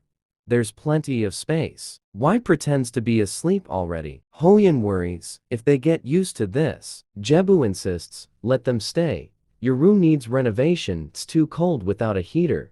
A warm mattress pad isn't enough. Until then, use this room with me. He pats the bed. Come on, join us. Hoyin blushes, shocked, but nods. Okay. At night, Jebu and Y sleep peacefully. Hino whispers, Hoyin, you asleep? Hoyin opens his eyes. Why aren't you sleeping yet? Hino asks nervously, are you angry? Hoyin replies, why would you think that? Hino admits, because we didn't listen to you. We stayed here instead of our room. Hoyin pats his face gently. Don't worry, not angry. Hino smiles. By the way, Mr. Jebu is a good person, isn't he? Hoyin blushes, smiles softly. Yes. He's a very good person. Hino beams. I thought so. Later, Hoyin sits awake, thinking about Hino's words. Mr. Jebu is a good person. Jebu wakes too, yawning. I was thirsty. He drinks water, then notices Hoyin staring at him. Do you want to say something? Jebu asks. Hoyin touches his chin. Yes. It's about your drunken behavior last night. Jebu frowns. What do you mean? Hoyin steps closer. There's something I didn't tell you. Jebu nervously asks. Did I do something wrong? Hoyin just smiles. He thinks for a moment, then gently places his hands over Jebu's eyes. Through his fingers, Jebu sees Hoyin leaning closer. Shocked, Jebu freezes. And then Hoyin kisses him. The story begins right after Hoyin kisses Jebu. He pulls his hand away from Jebu's face. Jebu is shocked, blushing. What just happened? Hoyin smiles quietly. Jebu thinks, was this what happened between us that night? Under the moonlight, Hoyin clasps his hands, breath visible in the cold air. He mutters, what am I doing? He reflects, I used to hate him, but this new Jebu is so kind, I can't bring myself to hate him anymore. Still, I can't stay with him. If I remain close, his life will become miserable because of me. Looking at the sky, he whispers, I tell myself to stay away, but I can't. I want to be near him. I want to know everything about him, every hidden thought. I want to find my way into the depths of his existence. I want him completely. He presses his chest, overwhelmed. I've never felt this before. Is this what love feels like? If I let my guard down even for a second, all these emotions will spill out. How do others hide such feelings and live calmly? He shakes his head. No, I'm fine. He picks up his phone, trying to distract himself. Hi, can I come to work now? I'll be there immediately, he says, forcing himself to stay busy. Morning arrives. The children are still asleep, but Jebu lies awake, eyes open. Damn, my mind was racing all night. I couldn't close my eyes for even a second. He gets up. Let's check the cabbages. He tastes them. Perfectly fermented.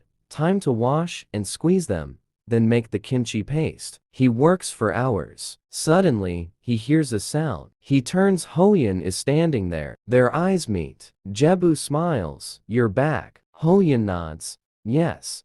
Go inside and rest. You worked all night. He rolls up his sleeves. I'll help. Jebu warns. Then wear this. The water is freezing. Hoyin puts it on. Jebu watches him strangely, saying nothing. Together, they prepare kimchi. Jebu asks, aren't you tired? Hoyin replies, no, I'm fine. Jebu sighs, all right, if you say so. They work in silence for 10 minutes. Jebu feels uneasy.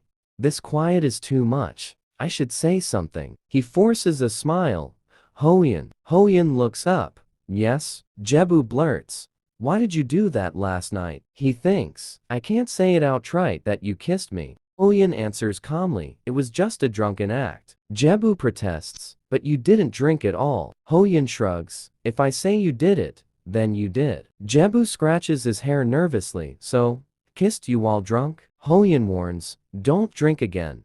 You can't handle alcohol. Jebu pouts, fine. He mutters to himself, if I drink again, I'll reclaim my right as a human being. Later, Jebu finishes the seasoning paste. I'll boil the meat now, he says. Hoyin nods. All right. Jebu smiles. This is Y's first time eating boiled meat. It has to be special. He whispers to the pot, cook well for me. Meanwhile, Hoyin works hard separating cabbage leaves. Jebu watches. You don't mind my drunken behavior, do you? Hoyin replies, no. Jebu thinks, then why did you tell me not to drink again? Finally, Jebu stretches. The kimchi is ready. Suddenly, there's a knock at the door. Both look up. A voice says, I shouldn't expect anything from anyone. The door opens. It's Mujin. He steps inside, holding a plastic bag. Hello. It's been a while, he says. Hojin's eyes widen in anger. Jebu thinks,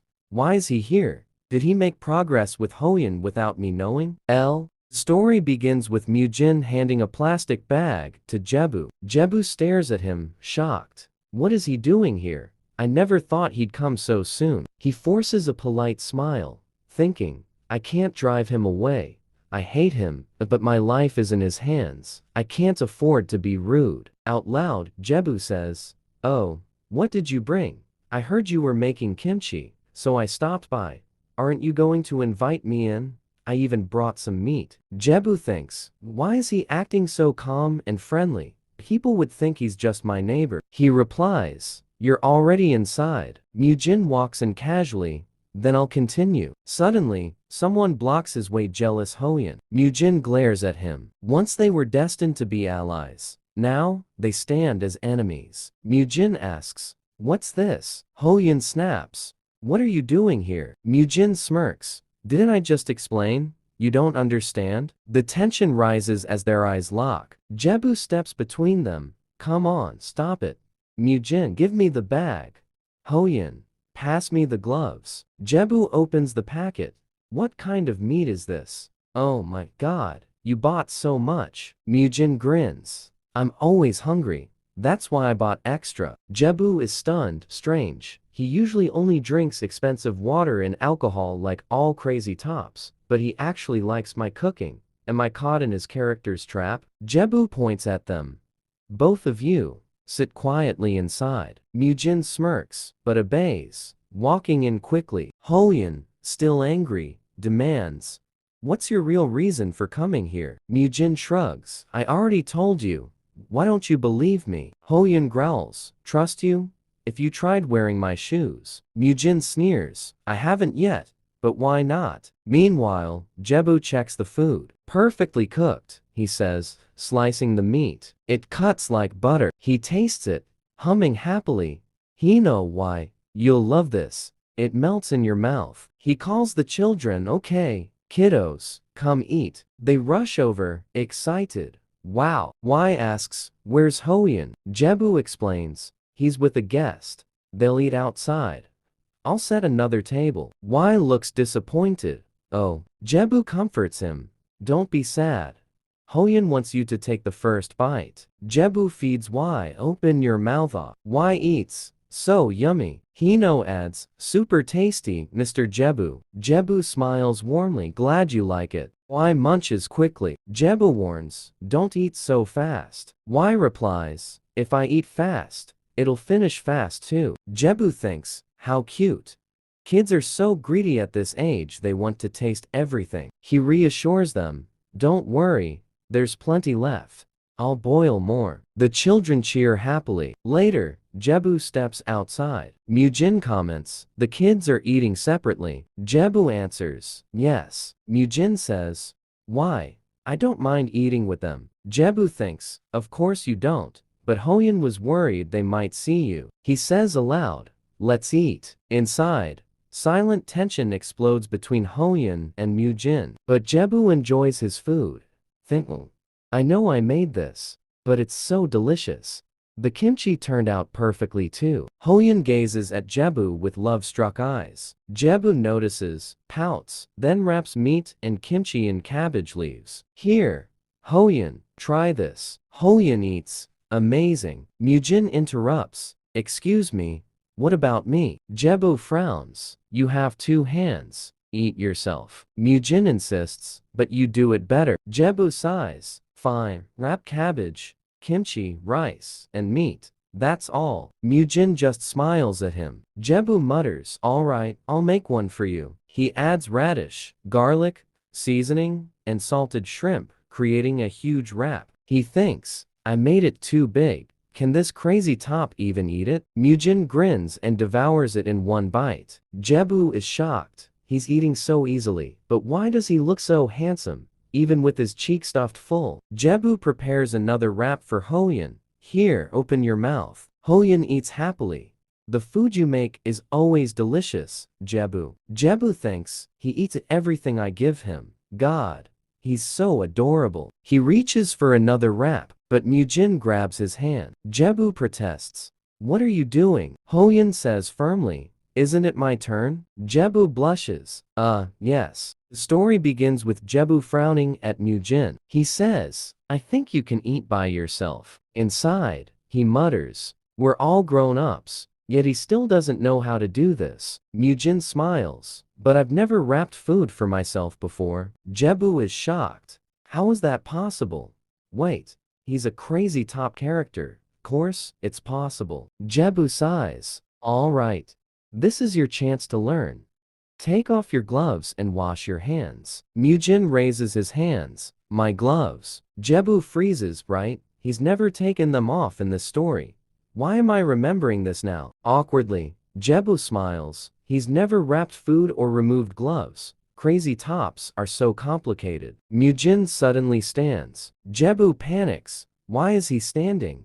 Is he going to hit me? But Mujin simply washes his hands. Jebu thinks, oh, he's actually obedient.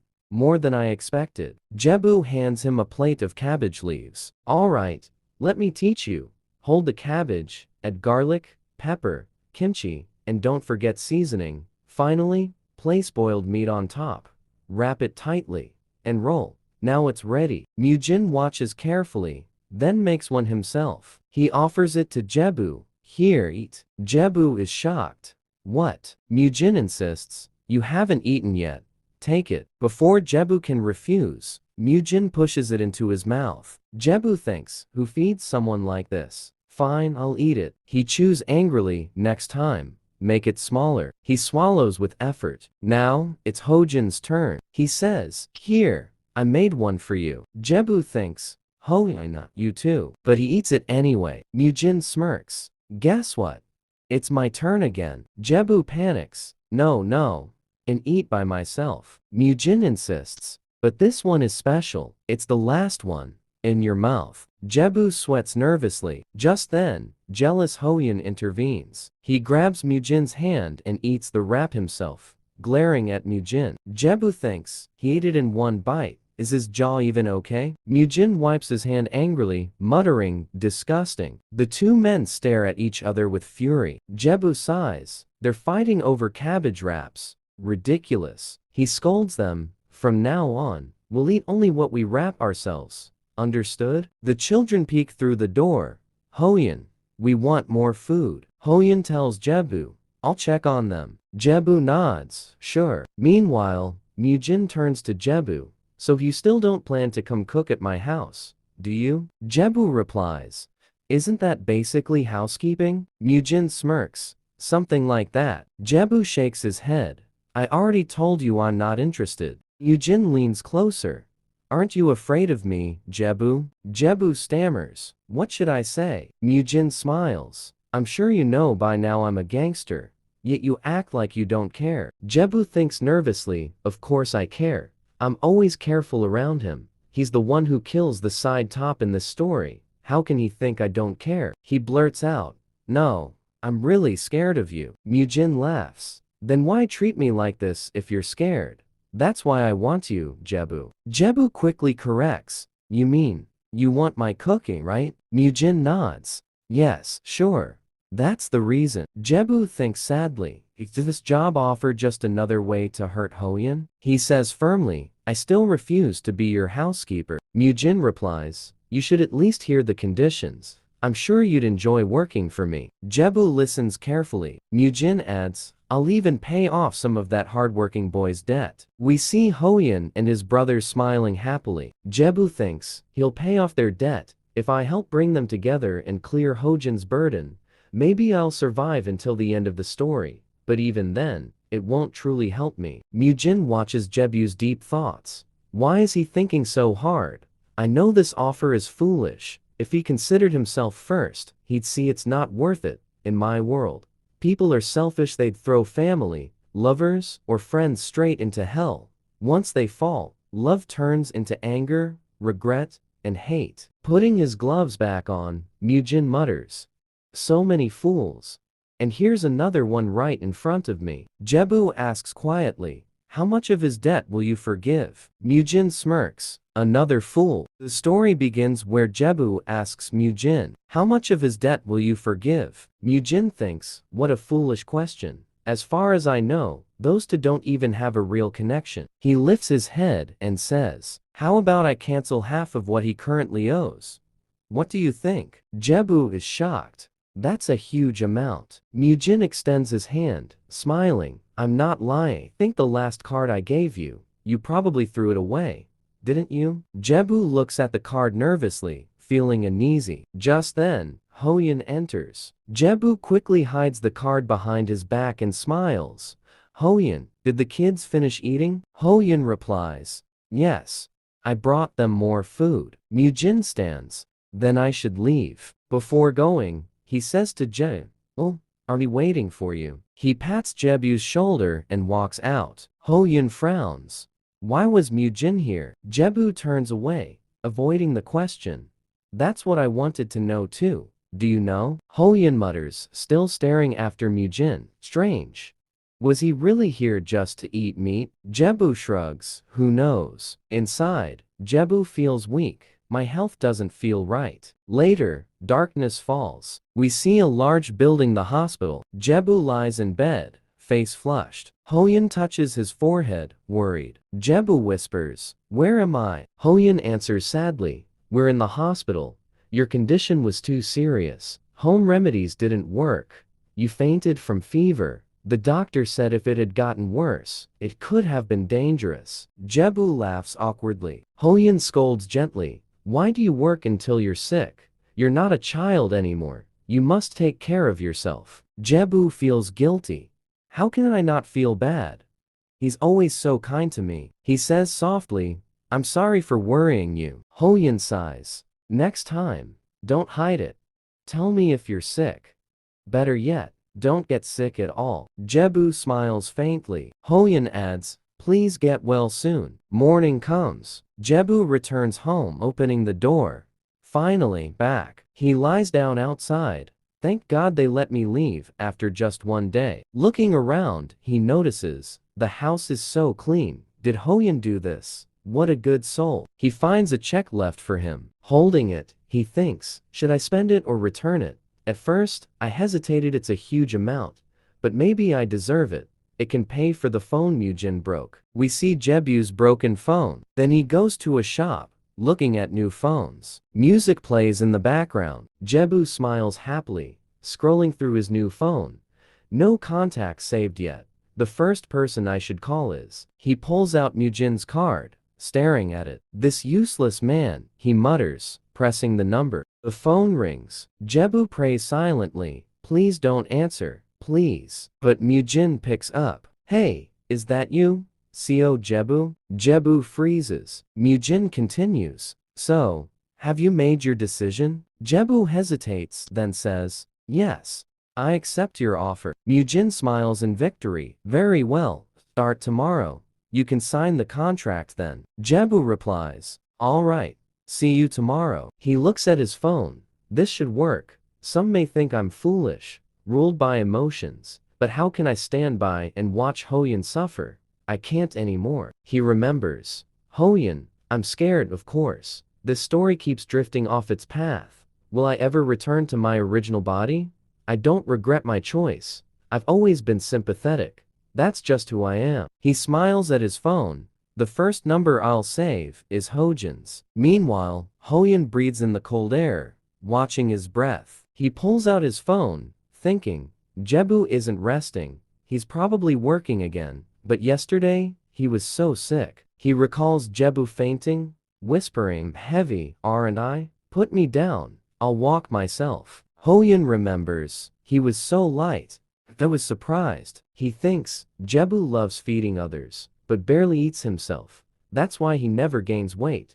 I should make him eat more meat. But then Mujin's name flashes in his mind. Grinding his teeth, Hoyin mutters angrily, Choi Mujin. Story begins with Hoyin thinking to himself, Choi Mujin. He's a gangster who pushes people into despair. I can't let someone like him enter Jebu's life, but I'm powerless. I have nothing to give. I'm just a poor debtor. He clenches his hand sadly. Meanwhile, Jebu's phone rings. Who could it be? He wonders, answering, hello. A voice replies, hi, it's me, Hoyin. Jebu is surprised. Hoyin, how did you get my number? I saved it that day, Hoyin explains. Oh, I see, Jebu says. Hoyin asks, how are you feeling? Jebu smiles. I'm fine now. Hoyin insists, Still, you need rest.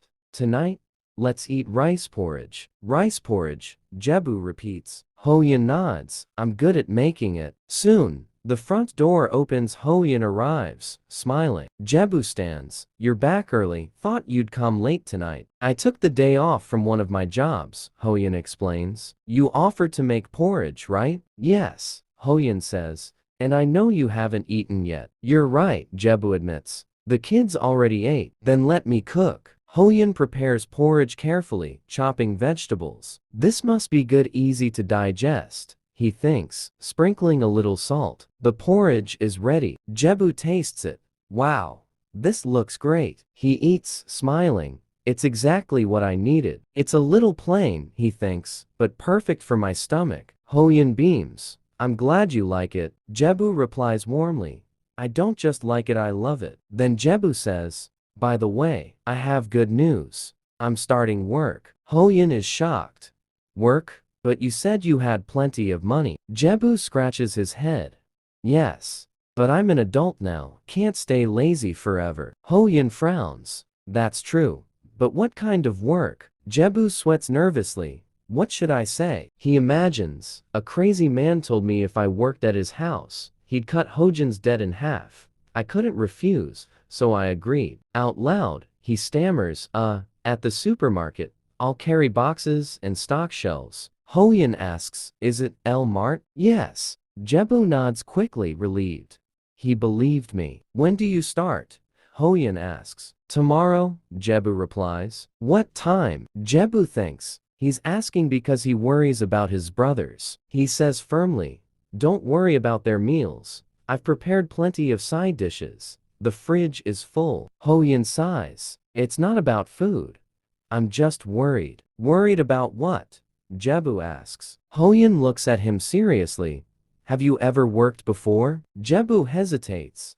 That's what bothers him. He thinks, the real Jebu probably never worked. But I did before freelancing. I worked in an office. I was good at physical work too. He sets down his spoon. I understand why you're worried, but it's fine. I can handle it. I may not look like it, but I'm a hard worker. Hoyin studies him silently, then says sadly, all right. Jebu teases, you don't look convinced. Hoyin blushes. No, I believe you, just don't hurt yourself or overwork. Jebu smiles. Got it. Thanks for caring. Morning comes. Birds chirp outside. Jebu sighs. I really don't want to go. But if I don't, I'll be in trouble. I might even be killed. Fine, let us do this. He packs his things and stands before Mujin's building. His heart races. This is another world. He enters the shining lobby. Of course, it belongs to a crazy top character. He reaches Mujin's floor and rings the bell. A voice asks, who is it? Jebu thinks, that doesn't sound like Mujin. The voice continues, are you Co Jebu? The door opens. A man stands there. Jebu panics. Did I come to the wrong place? Then Mujin appears, stylish and smiling. Welcome, you're here to sign the contract, right? He orders, Denso, bring the contract. Yes, sir, Denso replies. Mujin looks at Jebu closely. Why don't you come inside? Jebu stares back nervously. The story begins with Mujin saying to Jebu, why don't you come inside? Jebu steps in with him, shocked by the house. He looks around. This place is huge and fancy. Definitely the home of a crazy top.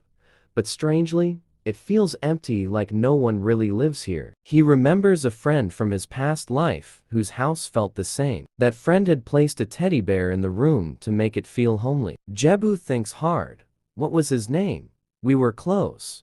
Why can't I remember? Mujin interrupts. Sit here. He hands Jebu some papers. Read this. Jebu looks down. Contract. Reality hits me. Came here to sign a contract with Mujin. He asks nervously, what if I sign and then change my mind? Mujin smirks. Do you really want to know? Jebu smiles awkwardly. Yes. It's better if I know beforehand. Mujin replies. Then the debt will return to its original amount. That's all. Jebu thinks, that can't be all. He's not the type to stop there. He says aloud, I don't believe you. Mujin shrugs casually. You one of those people who judge me unfairly because of my work? Jebu admits, yes, I'm critical by nature. That's why I want to add some conditions to the contract. Mujin smiles. Go ahead. Jebu lays out his terms. 1. You cannot increase the debt in any way. Mujin frowns. Do you think I'd do that? Jebu laughs lightly. I'm just stating my foundation. Don't take it too seriously. I trust you, Mr. Choi. 2. You must tell me what foods you dislike or are allergic to, and whatever I cook, you must eat even if you don't like it. 3. When my work is done, you must let me go home. Dinner should be something you can reheat later. I have children to care for. Mujin corrects. You mean Hojin's brothers. They're not really your children. Jebu insists. Still, Mujin studies the paper, thinking, I thought he was a fool, but he's sharper than I expected. Most people would sign happily if their debt was reduced. But Jebu, is he really worth this? Jebu interrupts his thoughts. I'll be useful to you. How? Mujin asks. I'm a great cook, you know that. Mujin mutters under his breath. You're cooking. He looks away. I thought this would be easy, but Jebu isn't simple. Finally, Mujin says, all right. This is the only time I'll give you such leniency, understand? Jebu nods. One more thing, please keep this secret from Hoyan. Mujin laughs. Do you think that's possible? Hoyan is a gambler. Do you really think he can pay off his debt alone? Hiding this deal from him is impossible. Jebu thinks, I didn't consider that. He says, then can't we just say his father hit a jackpot and you collected the money? Mujin shakes his head. No. Jebu lowers his head. I'll work for you as long as you want. I'll do whatever you ask. Mujin stares at him, then says, 3 times. You must obey me 3 times. No matter what I ask, even if it's extreme. Extreme? Jebu asks. Yes, like giving up a body part or selling yourself. Will you still do it? Jebu clenches his fist, thinking of Hoyan and his brothers. Yes, if it makes their lives better, I'll do it. He presses his thumbprint on the paper. Mujin claps happily. Good. From this moment, half of Hojin's debt is gone. Let's celebrate. Jebu sighs. Then I should start working. Is it okay if I cook whatever I want? Mujin replies. Yes, maybe. Jebu pulls out a red apron from his bag. He thinks, I'll put my heart into this. I'll shock this crazy top with my cooking. He looks around the spotless kitchen, amazed. No dust at all, and the fridge is full of ingredients. I thought it would only have fancy water and alcohol. He picks up a carrot and a squash, muttering, did the author make a mistake here? Mujin watches him, thinking, Jebu is really ready to cook. Things are getting interesting. Jebu asks, do you have any allergies? Mujin replies, no. Are you sure? I can cook anything I want? Yes. Jebu smirks. Let's see if he can eat this. He pulls out fast fermented soybean paste, chops onions, and boils water. A strong smell fills the air. Mujin's man, Denso, sniffs. What is that smell? He realizes, fermented soybean paste.